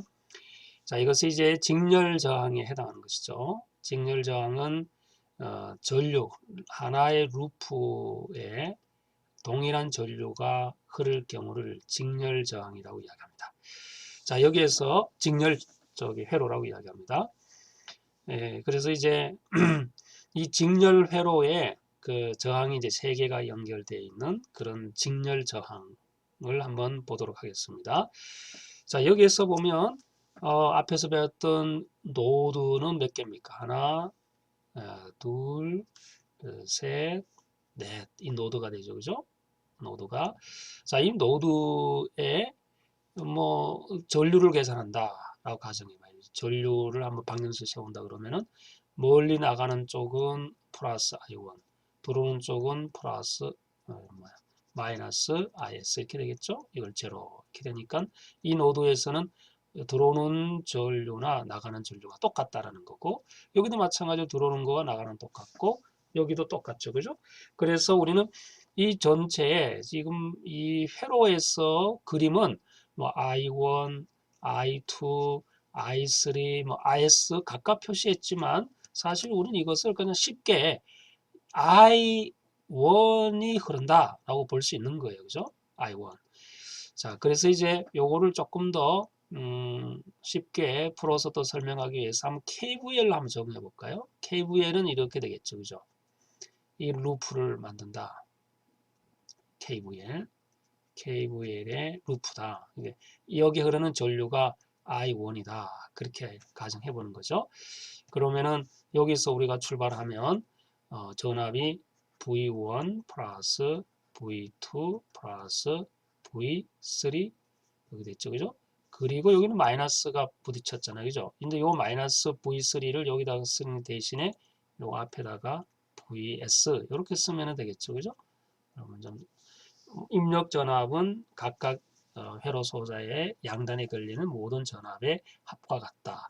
또 이게 입력 전압을 오른쪽으로 넘기면은 그 합이 다 제로가 되는 것이죠. 이렇게 만족이 될 거고, 그럼 여기에 V1은 R1 곱하기 저항이잖아요. 전류잖아요. 그래서 전류 I1의 저항 되고, V2는 여기도 같은 전류가 흐른다 그랬잖아요. 그죠? 그래서 전류 I1에 또 R2. V3는 전류 I1에 R3. 이렇게 되는 거예요. 그죠? 그래서 이거는 I라는 전류는 이제 세 개의 그 항목에 똑같이 존재하기 때문에 I1을 앞으로 뽑아내고 R1 플러스 R2 플러스 R3 이렇게 하면 되는 거예요. 그죠? 이것이 전압이다라는 거죠. 자, 여기서 우리가 전류를 한번 계산해 볼까요? 전류 I는 어떻게 되나요? R1 플러스 R2 플러스 R3분의 VS 이렇게 되죠. 자, 여기에서 보면 이거는 토탈 직렬 저항에 해당하는 거죠. 다 더해 주는 거죠. 그래서 우리는 직렬 저항으로 연결되어 있을 때는 직렬 저항은 모두 다 저항을 더하는 것과 같다라는 것을 우리가 유도할 수가 있습니다. 그래서 직렬 저항 3개는 이처럼 한 개의 저항으로 표현할 수가 있다라는 겁니다. 자, 그래서 이제 우리가 전류 I는 전체의 저항, 직렬 저항을 다 더하고 그 저항분에 여기 입력 전압을 하면 전류를 계산할 수가 있게 되는 것이죠. 자, 그러면은 전류를 알고 또 저항을 알고 입력 전압을 알면 이 회로 이 소자에 걸리는 이 전압은 어떻게 계산하는가라는 각각의 전압이. 자, 그래서 이제 한번 여기 예를 들어서 이 회로 소자를 한번 보도록 하겠습니다. 이 회로 소자에는 전압 V1은 전류 I1에다가 저항 R1이잖아요. 자, 이꼴 I1은 이미 여기에서 얻어졌기 때문에 RS분의 R1에 곱하기 VS가 되는 거죠. 그죠? 이렇게 해서 V1을 계산할 수가 있습니다. 저항 R1이라는 이 소자에만 양단에 걸리는, 여기에서만 걸리는 전압은 이렇게 계산한다. 자, 그러면 뭐 똑같은 방법으로 V3는 어떻게 되나요? V3 R 저항소자, R3 저항소자 양단에 걸리는 이 전압은 어떻게 계산하느냐라는 거죠. 이 전압은 전체 직렬 저항분의 어떻게 되나? 이제 저항 R3가 되겠죠. R3의 VS 이렇게 계산할 수 있겠죠. 그죠? 그래서 우리는 이것이 전압이 각각 VS의 입력 전압에 분배가 돼서 세 개가 분배가 되어서 각각의 토탈의 합이 VS가 되니까 우리 이걸 전압 분배다라고 이야기할 수 있습니다. 따라서 우리는 저항값을 적절하게 조절하면 V2를 내가 원하는 전압의 값을 가질 수 있도록 저항값의 조절을 통해서 얼마든지 회로를 설계할 수가 있는 겁니다. 자, 따라서 그렇다면 이제 뭐 이 저항, 직렬 저항이 지금 3개입니다만 만약에 n개까지 직렬 저항이 있다라고 하면 그 n번째에 해당하는 이 전압이 있겠죠. 그죠? 이 전압은 어떻게 계산하느냐라는 거죠. 그러면 이제 토탈 직렬 저항에다가 그 계산하고자 하는 그 저항소자, n번째 저항소자를 여기다가 분자로 놓고 곱하기 vs 이렇게 하면은 결국은 n번째에 해당하는 저항소자에 걸린 양단의 전압은 이와 같이 계산할 수가 있는 겁니다. 우리는 이것을 전압 분배 법칙이고 아주 많이 사용하는 그 회로이기 때문에 여러분들 꼭 알아야 되는 내용이 되겠습니다. 그러면은 전압 분배 법칙을 이용해서 한번 여기에 있는 전압을 한번 찾아보죠. 자, 그러면은 여기가 직렬 회로로 되어 있으니까 전체 RS는 모든 저항의 합이 된다 그랬죠. 그죠? 100 플러스 400 플러스 300 이렇게 될 거예요. 그죠? 그러면은 토탈 RS가 이제 800이 되겠죠. 그러면은 우리가 그 계산하고자 하는 것은 400옴 이 저항 양단에 걸린 전압을 보는 거죠.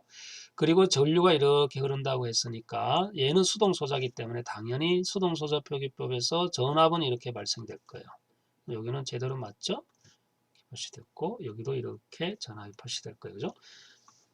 자, 그러면은 앞에서 배웠던 n개의 그 저항에 중에서 n번째 400옴에 걸리는 이 저항에 걸리는 전압은 앞에서 했던 것처럼 이렇게 RS의 입력 전압이니까 12 이렇게 하면 되죠. 그죠?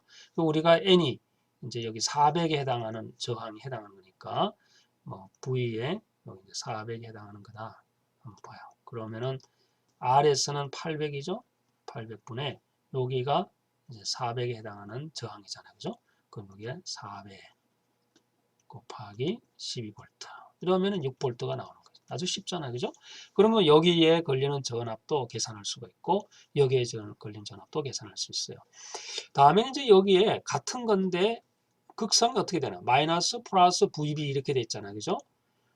그렇게 되면은 똑같은 거지만 그러면 결과 값은 어떻게 되나? VB는 얼마가 나와야 되나? 마이너스 6이 나와야 되겠죠.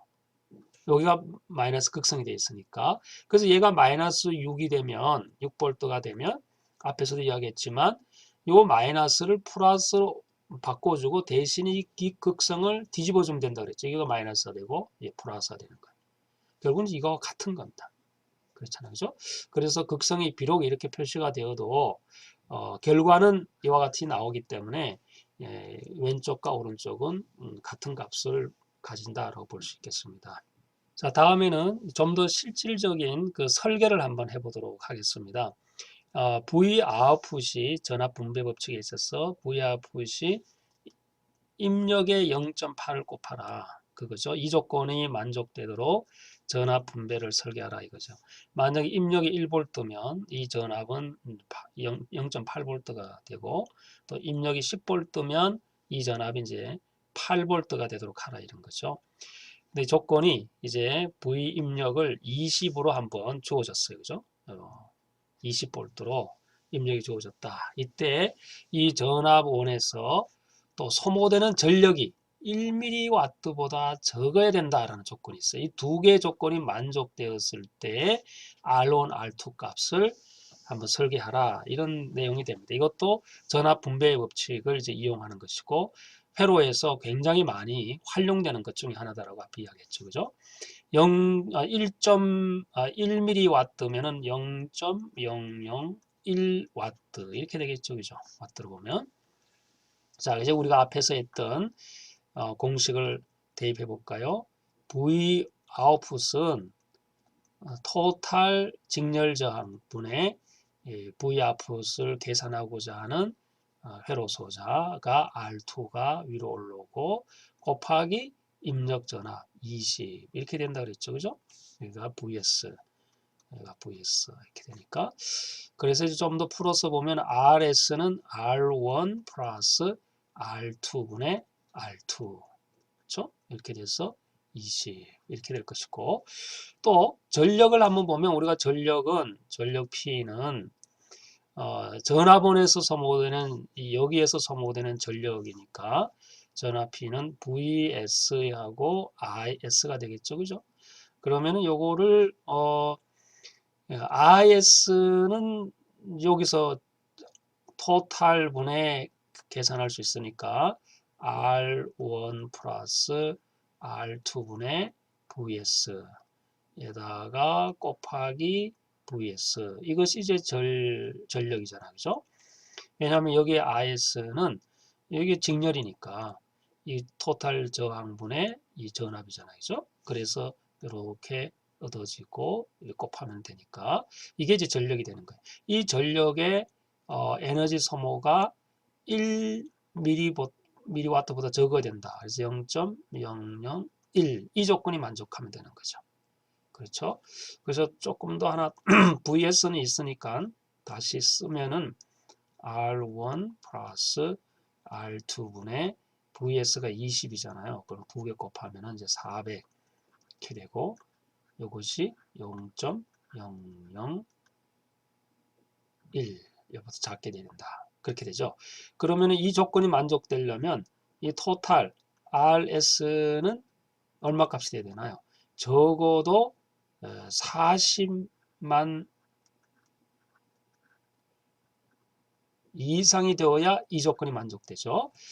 그래서 40만 저항이라 그러면 이렇게 40만을 쓰는 것이 아니라 우리가 여기에 세 개의 단위를 K라고 써요. 그래서 400kΩ 이 조건이 만족이 되면 되는 거예요. 자, 그러면 이제 먼저 0.8V의 이 조건을 만족하려면 이게 되니까 그죠? 요거가 VS잖아요. 그죠? VS. 그러면 이 전체에 있는 요 개인이 이득이 이제 0.8이라는 거잖아요. 그죠? 0.8.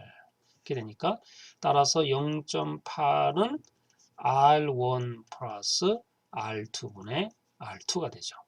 그래서 이걸 적당하게 정리하면 비율로 보면 R2는 4배의 R1은 4배의 R2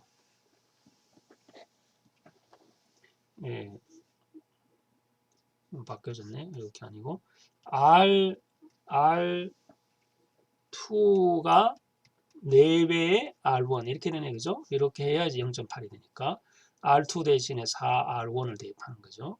요 4, 여기 4, 여기 4. 그렇죠? 그렇게 하면 5분의 4가 되니까 0.8 이렇게 되죠.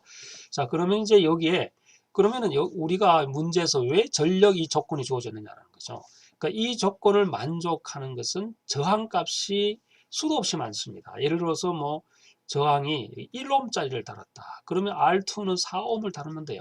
여기가 R2가 4옴이고 여기가 1옴 달면 당연히 0.8에 해당하는 거니까 나옵니다. 그러니까 이 16V가 나오거든요. 이렇게. 그러면 또 10옴 달아도 10옴, 40옴 또 마찬가지로 나오고 100옴, 400옴, 1K, 4K 다 나옵니다. 이렇게 전압은 나오는데 문제는 우리가 지난주에 배웠듯이 저항소자는 항상 와트, 소모되는 그 능력, 와트를 표시하게 됐어요. 그래서 어떤 경우는 많이 사용하는 게 4분의 1와트, 뭐 아주 작은 칩 저항 같은 경우는 뭐 32분의 1와트짜리도 있고 그래요. 또 전선으로 감겨져 있는 그런 저항 같은 경우에는 뭐 수 메가와트까지 쓸 수 있도록 되어 있는 게 있습니다. 그래서 이렇게 뭐 1옴짜리를 다뤄놓으면 이 전류가 20이기 때문에 사실은 이게 1옴이고 4옴이면 전류가 엄청 세잖아요. 그죠? 그 5분의 20이라는 그 4암페어의 그 전류가 흐르기 때문에 이 4암페어의 전류가 흐르게 하고 4분의 1와트짜리 전류 저항을 달면 얘가 타버립니다. 그래서 이처럼 이제 전력을 계산하는 것이 중요하다는 거죠. 내가 지금 사용하고 있는 저항의 전력의 수용 능력이 4분의 1이 되든지 혹은 3분의 1, 32분의 1와트가 되든지 이걸 여러분 알아야 된다는 거죠. 그래서 그걸 알고 난 다음에 이 저항 값의 크기를 결정하는 거예요. 그래서 그 크기는 이제 여기서 이미 전력은 이렇게 작게 설계하라고 나와 있으니까 크기는 이 조건이 만족이 되면 된다. 두 개가 더해서 4K 이상만 되면 이 조건도 만족이 되고 또 첫 번째 해당하는 이 조건을 적절하게 조합을 하면 가능하다라는 거죠. 자, 그러면 이제 여기에서 우리가 간단하게 R1은 100K로 하고, 그죠? R1은 100K로 하고, R2가 100, R1이 100K가 되니까 R2는 400K가 되겠죠, 그죠? 이렇게 하면은 이 조건이 만족되잖아요. 400K 이상이 되어야 하는 조건이기 때문에 이제 여기에서 결론이 R1을 100K로 하고 R2를 400K로 하겠다. 이렇게 하면 되는 거예요. 물론 뭐 110으로 하고 뭐 440으로 하고 이렇게 해도 됩니다. 하지만 이제 우리가 일반적으로 저항을 쉽게 구할 수 있는 그 값의 범위가 있습니다. 이제 그 범위에 맞게 적당하게 값을 취해서 저항을 달아주면 되는 겁니다. 자, 다음에는 이제 병렬 저항으로 연결됐을 경우를 한번 보도록 하겠습니다. 병렬 저항은 처럼 소자가 각각 이렇게 이제 병렬로 되어 있고 전류가 각 소자에 흐르는 소자에 따라서 전류의 값이 다 달라요. 직렬 저항과 혹은 직렬 회로 이런 경우에는 그 저항이 전류의 값이 한 값으로 동일하게 흐르지만 병렬 회로 같은 경우에는 각 소자마다 전류의 값이 달라요.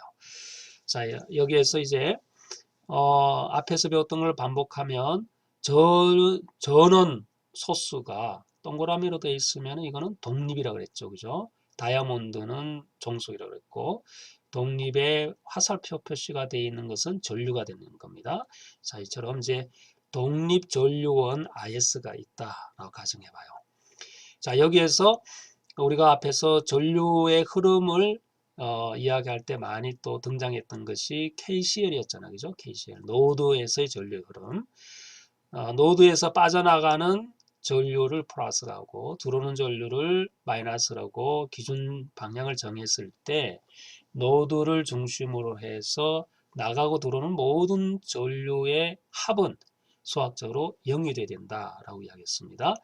그래서 이제 여기도 마찬가지로 들어오는 거를 마이너스가 되니까 여기에 마이너스 IS 그리고 나가는 거를 플러스죠.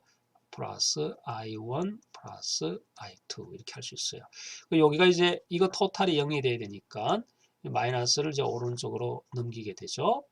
그리고 I1은 이 전류의 I1은 이 저항분의 전압이잖아요. 그래서 저항분의 전압. 또 I2도 저항분의 전압. 이렇게 돼서 IS는 이와 같은 꼴로 쓸 수가 있죠. 이렇게. 자, 이 전압은 양단에 걸리는 것을 전압이라고 한다 그랬어요. 그죠? 양단에. 그러면 R1에 걸리는 양단의 이 전압, 그리고 R2에 걸리는 양단의 이 전압을 보면 여기에는 단자, R2의 이 단자나 R1에 있는 이 단자나 같은 노드에 물려 있죠. 같은 노드에. 그렇죠? 그래서 R1하고 R2가 병렬로 연결되어 있으면 이것이 같은 노드에 묶여져 있을 경우에 전압은 여기에 걸리는 전압이나 여기에 있는 걸린 전압이나 똑같은 거예요. 그래서 이제 R1분의 V가 되고 R2분의 V를 계산해서 더해주게 되는 이와 같은 이제 전류를 소수로 계산할 수 있겠죠. 그죠? 자, 우리가 앞에서 저항에 대해서 이야기할 때 저항의 역수는 뭐라 그런다 그랬어요? 그렇죠. 컨덕턴스라고 부른다 그랬어요. 이 컨덕턴스는 도체의 그 전류가 흐르는 도체의 그 성질을 이제 표현할 때 컨덕턴스로 쓰게 됩니다. 전류가 저항은 전류 흐름을 방해한다 그러면 전류는 전류의 이 컨덕턴스는 전류의 흐름이 얼마나 원활한가를 보는 것이죠. 반대의 개념이니까. 그래서 컨덕턴스를 대입하면 여기는 G1V가 되고 G2V가 되고 이렇게 되겠죠. 그죠? 우리가 이제 나누게 하는 것보다 더하게 하는 것이 훨씬 더 계산하기 편하잖아요. 그래서 직류 회로일 경우에 직류 저항은 다 모조리 더했잖아요. R1, R2, R3 이렇게 더했는데 여기서는 더하는 것이 조금 더 복잡하잖아요. 만약 여기에 이렇게 더한다 그러면 R1분의 1 플러스 R2분의 1의 전압 이렇게 될 텐데 이거를 이제 다 토탈 계산하려면 이거 역수해야 되고 이거 역수해서 더해줘야 된단 말이야. 그래서 이거 각각의 역수를 우리는 G1이라고 하고 R2를 G2라고 이렇게 정의하면 간단하게 우리가 표현할 수 있잖아요. 그죠? 이걸 컨덕턴스로 표현할 수 있습니다. 그래서 우리가 이 전체를 보면 이걸 보면은 R1 플러스 R2 분의 1 플러스 1은 어떻게 계산하나요? R1 플러스 R2분의 R1 플러스 R2로 계산하죠. 그죠? 우리 이것을 병렬 저항에 해당한다 해서 P라고 붙이는 거예요. 그래서 이렇게 P라고 쓰는 겁니다. 그리고 이것도 마찬가지로 컨덕턴스에 해당하는 거죠. 그죠? 컨덕턴스는 토탈 컨덕턴스는 G1 플러스 G2 이렇게 쓸 수 있어요. 그래서 요거로 써도 되고 요거로 써도 되는데 이 저항이 두 개면은 이 정도는 뭐 충분히 할 수 있어요. 그러나 저항이 여기 또 뭐 4개, 5개 이게 쭉 붙어 있으면 이걸로 계산하기는 너무 복잡해요. 그래서 오히려 각각의 저항을 역수해 줘 가지고 다 더해 주는 이런 꼴로 가는 것이 훨씬 더 편할 수 있습니다. 그죠? 그래서 이제 이 표현을 쓰는 거예요. 자, 이렇게 했을 때 I1에 흐르는 전류를 한번 계산해 봐요. 그러면 I1은 여기에 흐르는 컨덕턴스, 여기 컨덕턴스 G1의 V잖아요. G1의 V. 그리고 이 V의 전압은 어떻게 합니까? V 전압은 또 이렇게 표시할 수 있죠. 이렇게. 이미 이제 여기를 이제 같이 좀 계속 이어서 나오니까 여기에 V는 이렇게 표시할 수 있잖아요. 그죠? 이렇게 표시할 수 있고 또 여기에 흐르는 I1은 이렇게 표시할 수 있으니까 이 V 대신에 이걸 대입을 하면 이 I1에 흐르는 전류를 이렇게 계산할 수가 있어요. 이게 이제 전류 분배죠. 전류 분배. 그래서 I1 이 저항 소자에 흐르는 전류는 이렇게 계산할 수 있고 또 마찬가지로 확장해서 이 저항이 굉장히 많이 연결되어 있어. R의 n 번째까지 이제 이렇게 연결이 되어 있다 가정해봐. 굉장히 이제 많이 연결되는. 그러면 여기에 흐르는 전류는 어떻게 계산하느냐 이거죠. 그러면 전류 I, N은 토탈 쫙 더해주는 GN이 있겠죠. GN 이게 다 썸메이션 해줘야 되겠죠. 다 GN분의 우리 이걸 GP라고 해야 되겠다. 그죠? GP, GN이 아니고 그리고 요 N번째 해당하는 저항의 역수가 GN이 되는 거죠. 그렇죠? 여기 GN 그리고 소수 IS 이렇게 되는 겁니다.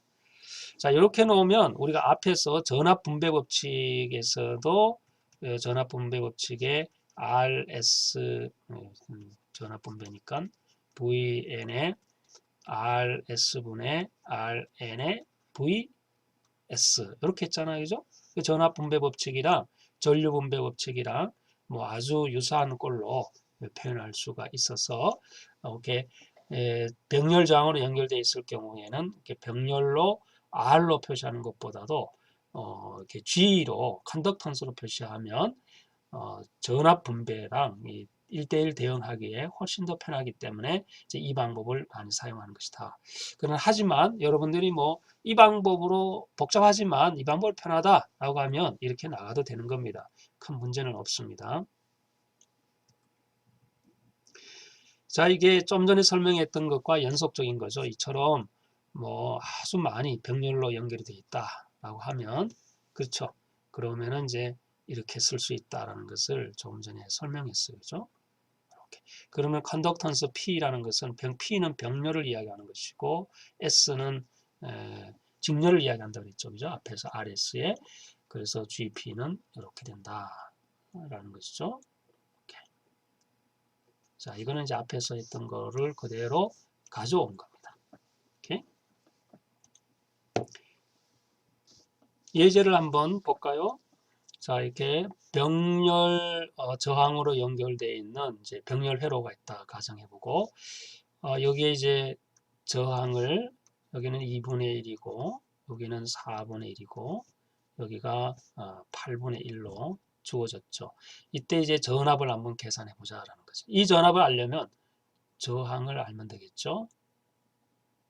저항, 전류를 알면 되겠죠.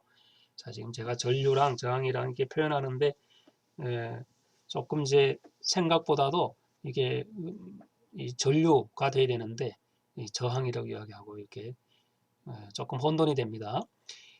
그러나 여러분들은 이제 기호를 잘 보시면 되고 자, 우선은 이제 전류 I3를 한번 찾아보겠어요. 우리 앞에서 했던 전류 I는 n번째, 이게 n번째라고 하면 n번째는 GP분의 G의 n번째 I 소수 이렇게 된다 그랬죠. 이걸 그대로 한번 표현하면 GP는 저항 역수의 다 합이 GP라고 그랬잖아요. 그죠? 컨덕턴스. 그러면은 GP가 역을 역수하면은 2분의 1이 2고 4, 8이 되겠죠. 그러면 이제 14가 될 겁니다. 14분의 GN, N이 우리가 계산하고자 하는 N번째 저항이니까 여기에서의 저항이 8분의 1이니까 8이 되겠죠. 곱하기 IS가 28 이렇게 되죠. 그래서 I의 3은 어떻게 되나요? I의 3은 16 암페어가 이제 나오겠죠. 그죠? 16이다라는 걸 얻으실 수 있습니다. 자, 그러면 우리가 이제 요 컨덕턴스로 표현할 때 이 컨덕턴스는 단위는 뭐라 그랬죠? 그렇죠. Gmen스라고 쓴다 그랬어요. 그죠? 이렇게 S라고 컨덕턴스. 저항은 ohm이라고 이렇게 표현하고 또 다른 책에 보면은 이 저항의 역수가 컨덕턴스 때문에 이렇게도 써요. ohm의 거꾸로 된 거. 그러나 뭐 Gmen스로 S라도 쓰기도 하고 그렇습니다. 자, 그러면 이제 16A가 얻어졌으니까 여기에 걸리는 전압은 어떻게 되나요? 이 전압 V는 16 곱하기 이렇게 되겠죠.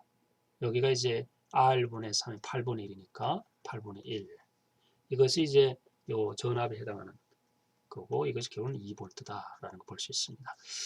자, 우리가 이제 첫 서두에 이야기할 때 등가라는 것을 이야기했어요. 등가. 그러면 이제 병렬 회로로 구성되어 있는 병렬 저항이 세 개가 쭉 연결되어 있으면 이거를 이렇게 쓰는 것보다도 한꺼번에 이와 같은 방식으로 쓸 수 있다 그랬잖아요. 그죠? 우린 이것을 등가 회로다라고 이야기하는 거야. 등가 회로. 이렇게 해도 전혀 이런 여기에서 전압 전류의 변화가 없습니다. 두 개만 등가할 수 있어요. 요것만 등가하면 요 앞에 R1이 하나 있겠죠. 그죠? 이렇게 있고 요 두 개만 이렇게 쓸 수도 있어요. 그래도 이 안에 이 회로에 요 저항 여기 흐르는 전류에는 얘가 이렇게 두 개를 합했다고 해서 변화되느냐? 그렇지 않다는 게 똑같다라는 거죠. 이게 바로 등가에 해당하는 겁니다. 자, 이점 여기에서 오늘 표시되는 요 내용, 우리가 오늘 이제 등가에 있는 거 배웠잖아요, 그죠? 등가가 이 전체를 표시할 수 있다라는 거죠. 그리고 여기에 전압이 하나만 표시가 되면 여기도 똑같은 전압, 여기도 똑같은 전압이 걸린다 그랬어요. 그래서 여기는 R2에 걸리는 전압을 따로 계산할 필요가 없어요. 여기 불실이면은 하나만 계산하면 돼요. 왜 그런다 그랬죠? 이 저항 소자에 걸리는 전압에 여기가 플러스고 마이너스고 또 여기도 플러스고 마이너스고 여기도 플러스가 마이너스인데 같은 소자에 모두 다 노드 같잖아요. 동일한 노드에 걸려 있잖아요. 그죠? 그 전압은 양 단자에 걸리는 그 전압인데 이 양 단자, 이 점이 바로 노드가 되는 거거든요.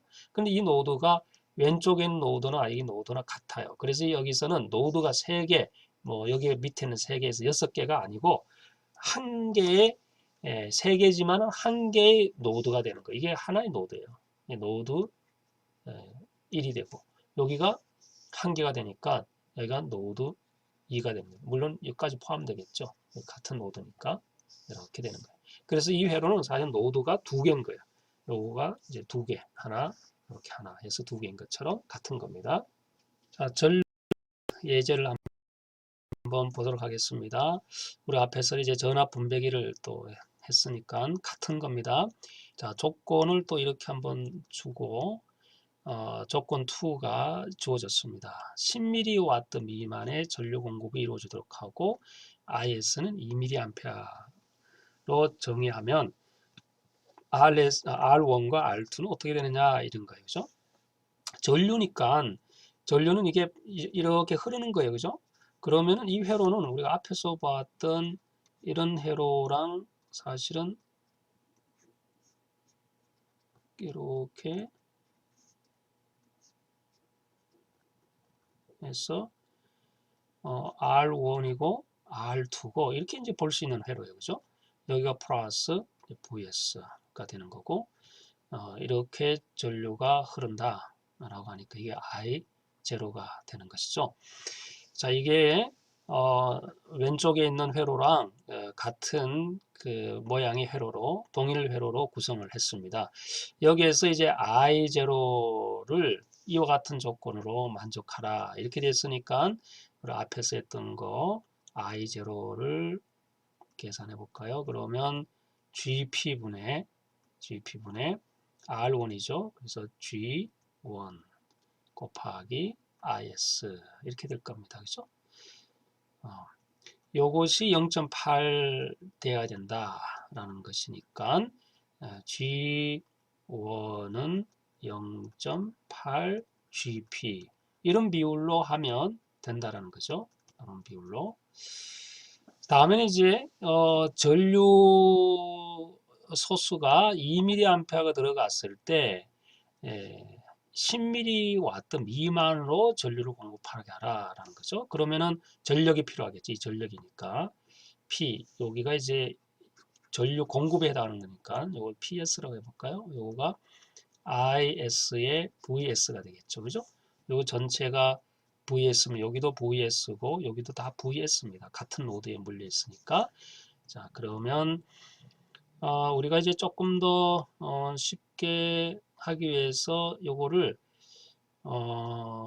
전압은 여러분 어떻게 전압은 V 이퀄 IR인데 실제 R을 컨덕턴스로 하면 GP가 될 거 아니겠어요? GP 이렇게 되겠죠, 그죠?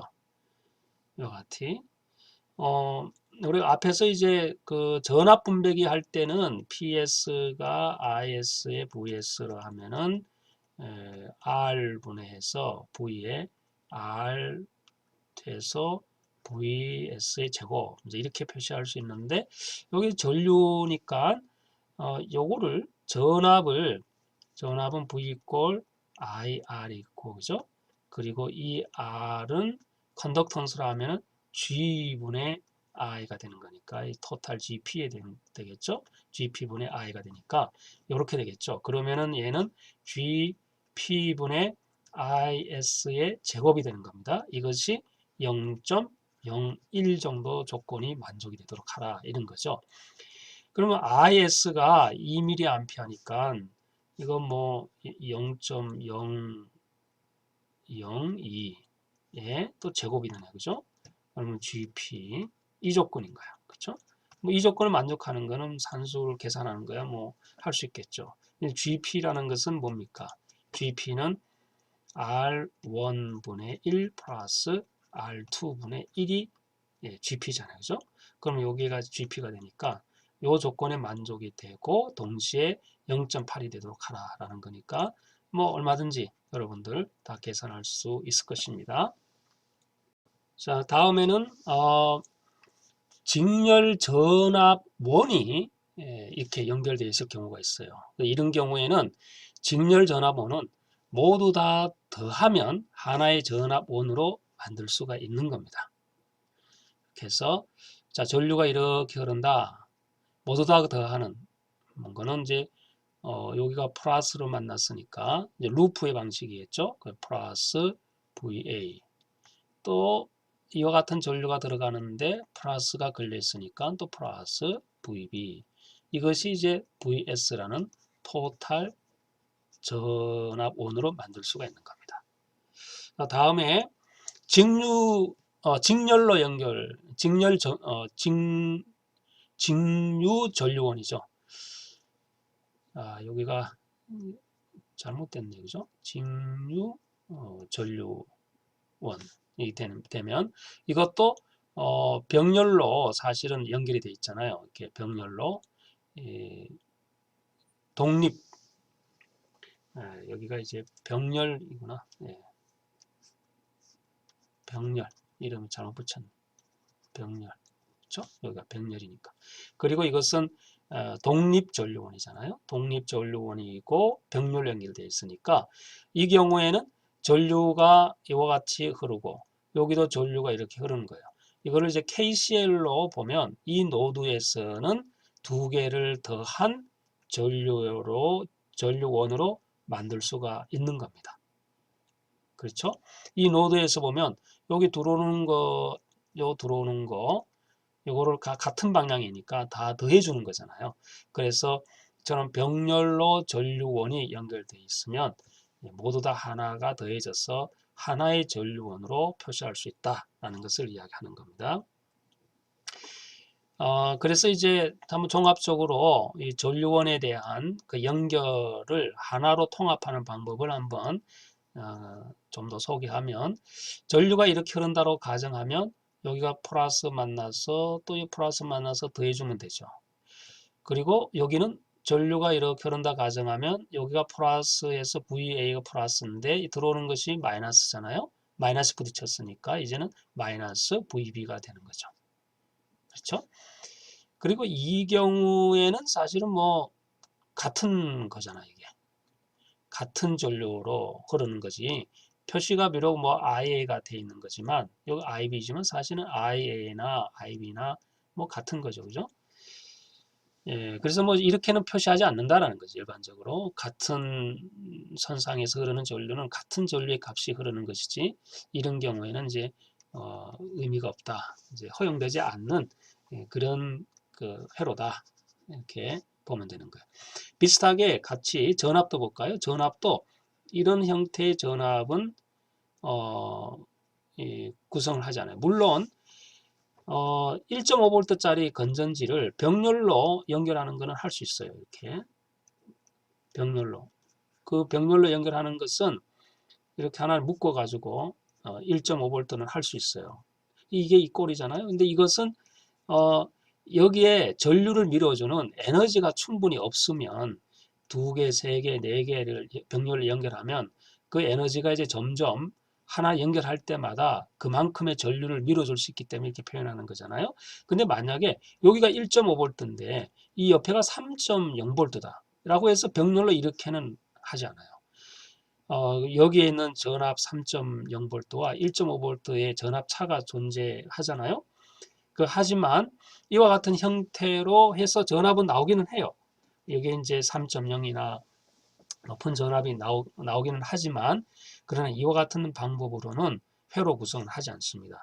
이 두 개의 전압이 동일한 전압의 소수면 가능하지만 서로 다른 전압의 값을 병렬로 연결한다는 것은 전혀 의미가 없고 이것은 회로 설계에 있어서는 맞지는 않습니다. 그래서 이것도 별로 허용하지 않는 것이다 라는 거죠. 그러나 건전지처럼 같은 전압인 경우에는 이렇게 병렬로 연결을 하는 거죠. 그러니까 또 뭐 직렬로 연결하기도 하고 그죠. 또 여러분들 엑스트라 배터리 같은 게 있잖아요. 스마트폰 충전할 때 그때 뭐 여기 보면 엑스트라 배터리 보면 2000mAh 뭐 이렇게 2000보다 훨씬 2만 mAh 이렇게 적혀놨어요. 그러면 20A짜리거든요. 그러면은 여기에 충전 같은 경우에는 1.2V의 전압, 2차 전지는 1.2V 전압이 정규 전압이에요. 노미널 전압이라고 그러는데 그러면 얘가 이제 직렬로 세 개가 연결되면 3.6V가 되겠죠. 3.6V 정도는 되어야 충전이 되니까 그 이상을 해서 뭐 더 이상만 충전이니까 뭐 배터리니까 또 하나 더 연결하면 뭐 4.8V가 되겠죠. 그런데 한 개가 4.8V로 연결하면 이렇게 직렬로 연결을 하면 보통은 얘는 이제 뭐 1000이나 뭐 이렇게 미리암페어밖에 안 돼요. 그러면은 이제 얘가 2만까지 하려면 병렬로 엄청나게 많이 연결해야 되잖아요. 그죠? 그래서 이런 경우에는 이제 이렇게는 쓸 수는 있어도 전압이 서로 다른 소수를 이렇게는 쓰지 않는다라는 것을 이제 염두에 두면 됩니다. 자, 여기에는 같은 방향으로 올라가니까 더해주면 되고 또 얘는 A가 이렇게 올라가는데 얘는 거꾸로 떨어지잖아요. 그러면 빼주면 되는 거죠. 이렇게 해서 같은 소수로 표시할 수가 있다는 것입니다. 자, 이런 그 방법을 통해서 우리가 얼마든지 또 계산하게 보이기는 한데 간단하게 이제 전류 소수랑 전압 소수를 하나로 묶으면 얘는 병렬로 연결되어 있잖아요. 그래서 얘는 두 개 더해주면 이렇게 되고 그렇죠. 전류를 그리고 얘도 직렬로 연결되어 있으니까 얘를 더해주면 되겠죠. 그죠? 더해주면 18이 된다. 그럼 얘는 왜 18이 돼요? 여기가 이제 이렇게 흐른다고 가정하면 여기를 보면은 여기가 마이너스 32 그렇죠? 그리고 얘는 또 플러스 14잖아요. 그럼 마이너스 18이죠? 근데 마이너스 18이 되려면 이렇게 흐른다고 가정했으니까 마이너스가 여기 와야 되겠죠? 그래서 마이너스가 여기 와서 18V가 흐른다. 그렇게 보면 되죠? 그래서 전압일 경우에는 직렬로 연결되어 있을 때 더하기 할 수가 있는 것이고 전류원일 경우에는 병렬로 연결되어 있을 때만 더하기를 할 수가 있다는 것을 이야기하는 거예요. 자, 여기도 보면 2A가 올라가고 두 개가 병렬이죠. 전류원이 병렬이니까 더할 수 있어요. 2A 올라가고 또 하나는 3.5가 떨어지죠. 그러면 이게 3.5가 떨어지는 것이 더 많잖아요. 그래서면은 얘가 1.5A에다가 이제 아래로 내려가면 되고 자, 이 부분도 마찬가지죠. 여기에 루프가 이렇게 올라가서 더해준다라고 보면 마이너스 32, 마이너스 14니까 얘는 46V가 되죠. 마이너스 46V로 마이너스 붙인 이유는 이렇게 올라간다고 했으니까 여기가 마이너스가 되어야 되는 겁니다. 그죠? 그래서 여기가 마이너스 되고 플러스 되어서 46V가 되는 거예요. 여기가 마이너스가 되었기 때문에 이제 이 마이너스 46이 되는 것이지 여기가 마이너스 됐잖아요. 그죠? 이렇게 루프를 건다고 생각하면 그래서 여기 46이 기록해줘야 되는 겁니다. 다음에 등가 회로로 이제 변환하는 것 보도록 할게요. 이거 앞에서 배웠던 거니까 이 직렬로 다 연결하면 하나로 더해줄 수 있죠. 이렇게 더하고 그 다음에 병렬로 쭉 연결되어 있는 거 병렬로 할 수 있겠죠. 그렇죠? 이렇게 만들어 놓으면 VO를 계산하는 것도 아주 쉽습니다. 여기서 VO를 계산하는 것보다도 이게 훨씬 더 쉽죠. 그래서 여기에 병렬 저항은 하나의 RP로 만들어 놓고 직렬 저항을 RS로 만들어 놓고 V를 찾고자 한다면 전압 분배 법칙을 쓰면 되죠. VO는 토탈 저항 RS, RP가 분모가 되고 분자는 거기에 해당하는 저항, 요 저항이죠. 곱하기 vs 이렇게 하면은 vo에 해당하는 값을 얻을 수가 있습니다. 자, 다음에 또 이런 그 회로가 있다라 가정해 봐요. 이제 이런 직렬, 병렬로 연결되어 있는 회로. 여기에 등가 회로로 저항 하나로 만들 수가 있습니다. 이처럼 하나로. 그럼 여기가 직렬이죠. 또 여기는 이제 병렬로 또 연결되어 있고 여기와 보면 병렬이잖아요. 그죠? 이런 경우에는 어떻게 계산하느냐라는 거죠. 등가 회로로. 그 등가 회로로 변환하는 것은 우리가 이 저항 전체를 어느 각도에서 바라보느냐가 중요한 겁니다. 이 각도에서 바라보아야 A와 B 단자의 등가 저항을 계산할 수가 있는 거예요. 그러니까 이 각도에서 이렇게 바라보는 거죠. 이렇게 바라보고 이거를 계산하는 것이 아니다라는 거죠. 이렇게 바라본다라는 거죠. 이렇게 바라보았을 때의 EQ, 요 등가의 표시죠. 등가 저항은 56옴이 나온다라는 계산이 되는 겁니다. 이렇게 해서 어떻게 계산하는지 보면 자, 이렇게 바라본다라고 했죠. 그러면 맨 먼저 이렇게 바라보면 한꺼번에 이걸 바라보고 이 전체를 계산하려면 좀 복잡해요. 그래서 먼저 이제 구역별로 나누는 거죠. 우선 이렇게 바라보는 거죠. 이렇게 바라보면은 요거와 요거는 직렬로 연결돼 있죠. 그래서 얘는 그냥 85옴과 같은 겁니다. 그렇죠? 그리고 이 부분을 이제 다시 일로 옮기는 거예요. 이렇게 해서 바라보면 여기 20옴하고 80옴은 병렬로 연결돼 있죠. 이렇게 85옴이 병렬로 연결돼 있어요. 그래서 이 값을 갖는 거예요. 이 값이 어떤 R의 값이 나오면 이제는 이렇게 바라보면 요 15옴 R과 해당하는 옴 25옴이 직렬로 연결돼 있잖아요. 그래서 세 개를 다 더하면 56이 나온다라는 그런 이야기가 됩니다. 그래서 저항의 등가 회로로 변환할 때는 이렇게 바라보지만 이제 순차적으로 이렇게 바라본다 계산하고 먼저 그리고 또 한 단계 뛰어넘어서 이렇게 바라보고 계산하고 그리고 이제 최종적으로 이렇게 바라보고 계산하고 이렇게 하는 것이 훨씬 더 간편하게 등가 저항 회로로 변환하는 방법이 되겠습니다. 전류 값 한번 i를 지금처럼 전류의 등가로 전환해서 한번 계산해보는 내용입니다. 자, 여기와 이거는 직렬로 연결돼 있죠. 그죠? 그래서 700옴으로, 750옴으로 바꿀 수 있고, 이거는 그대로 변함이 없죠. 근데 여기에 전류를 계산하려면, 이건 어차피 직렬이니까 같은 걸로 묶어서 이렇게 전류가 흐릅니다. 그러면 여기에 있는 노드랑 여기 있는 노드 있죠. 요거가 서로 하나의 노드로 묶어져 있죠. 이렇게. 그러면은 이것은 전압을 보면 이 전압, 전체 이 전압이나 이 전압이나 똑같은 거예요. 그러면 이 두 개가 또 병렬이니까 이거를 다시 병렬을 저항을 계산하면 300옴이 되죠. 이렇게 만들어 놓으면 직렬 저항으로 연결되죠. 그 직렬 저항에 여기에 있는 값, 전압을 계산하면 이 전압이 되는 거죠. 이 전압을 알면 이 전압을 자동으로 알 수 있죠. 그 이 전압을 알면 저절로 전류를 계산할 수 있습니다. 저항의 양단의 전압을 알면 전류를 계산하니까 이와 같은 전략으로 이런 회로의 전류를 계산하게 되는 겁니다. 자, 다시 한번 설명하면 여기가 직렬로 연결돼 있죠? 그러면은 750옴이 되는 거예요. 이 전류를 계산하는 거예요. 그럼 이 전류를 계산하려면은 이 양단에 걸리는 전압을 알아야 되는 거예요. 이 전압을 아는 방법은 좀 더 이제 쉽게 앞에서 배웠던 전압 분배 법칙을 이용하면 쉽게 풀 수 있다는 겁니다. 그래서 여기 있는 저항과 여기 있는 저항은 같은 병렬이기 때문에 이와 같이 300옴으로 변환할 수가 있습니다. 이렇게 변환해서 V2는 전압 분배 법칙에 의해서 풀 수 있죠. 그래서 V2는 어떻게 됩니까? 200 더하기 300분의 300 해서 40 이렇게 계산하는 거죠.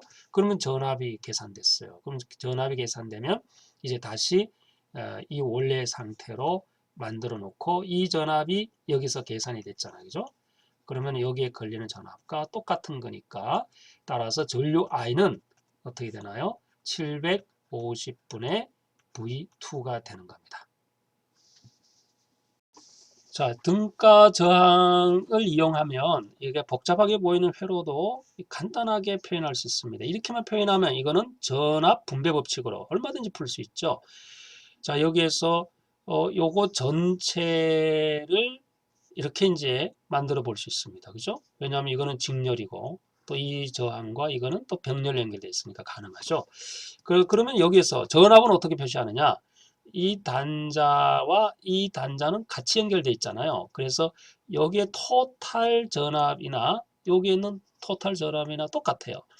그래서 전압은 V1으로 되고 이 전체는 R1으로 대체할 수가 있다라는 겁니다. 다음에 이제 이쪽으로 볼까요? 여기도 이거는 두 개가 병렬이죠. 그리고 이 병렬의 값을 가지고 또 여기는 직렬로 연결되어 있으니까 R2의 저항으로 표현할 수 있죠. 그죠? 이 경우에는 이제 전류가 이렇게 흐른다고 했으니까 I1, 즉 I 해당하는 전류가 이렇게 표시가 되는 거고. 그렇죠? 다음에 밑에 있는 걸 볼까요? 밑에 있는 것도 여기에는 노드나 여기 있는 노드나 같은 노드잖아요. 그러면 이 사이에 이것은 직렬로 연결돼 있고 요거의 8ohm과는 또 병렬로 연결돼 있으니까 이 토탈 저항을 계산할 수 있죠. 등가 저항을. 그래서 R3가 되는 것이고 여기에 전압의 극성의 표시는 그대로 V2를 가져오면 되는 겁니다. 왜냐하면 여기에 같은 노드이기 때문에 이 전체의 저항도 변함이 없이 R3로 저항이 바뀌었다 할지라도 V2는 이제 변함이 없다라는 것으로 보고 이제 여기에서부터 전압의 그 분배 법칙을 쓰면은 충분히 이제 계산할 수 있다라는 거죠. 예를 들어서 V2의 값을 알고 싶다. 그러면 어떻게 되나요? 다 직렬로 연결되어 있으니까 8 플러스 R1 플러스 R2 플러스 R3 R1, 2, 3는 여기서 다 계산할 수 있죠. 그리고 여기에 해당하는 저항 R3 곱하기 입력 전압 18V 이렇게 하면은 여기에 해당하는 V2의 값을 알 수 있고 또 여기도 알 수 있고 V1도 알 수 있고 다 알 수가 있습니다. 그러면은 I도 저절로 충분히 계산할 수가 있겠죠. 그죠? 자, 이제 마지막으로 우리가 이제 회로가 이렇게 이제 구성이 되고 어떤 회로를 보면 이 로드라는 말이 나온 게 있어요. 로드. 이 로드는 이제 뭐 우리나라 말로는 이제 부하라고 이야기합니다. 부하단자, 부하단 이렇게 이야기해요. 이 부하단이라고 하면 왼쪽에 있는 이런 이제 실제 회로가 디자인이 되어서 만들어 놓고 실제 필요한 전압을 5V면 혹은 3V면 필요한 전압을 여기다가 인가해야 되겠죠. 그래서 우리는 이 오른쪽에 있는 것을 부하단이다 그렇게 이야기합니다. 좀 더 쉽게 이야기하면은 여기가 이제 뭐 스마트폰이다, 그죠? 여기가 스마트폰. 그 스마트폰에 여러분들이 이제 배터리가 있겠죠? 배터리에 뭐 엑스터널 배터리가 있다. 그 엑스터널 배터리에 스마트폰을 이제 충전을 해야 된다라고 가정해봐요. 그럼 이것이 엑스터널 배터리예요. 외부 엑스터널 배터리가 되고 엑스터널 배터리에 뭐 USB 포트를 연결하면 스마트폰이 충전되잖아요. 그 스마트폰 이 자체가 로드 회로가 되는 거예요. 그래서 회로를 만들면 반드시 부하단이 존재하는 거죠. 부하단을 존재하지 않으면 이 회로는 별로 의미가 없어요.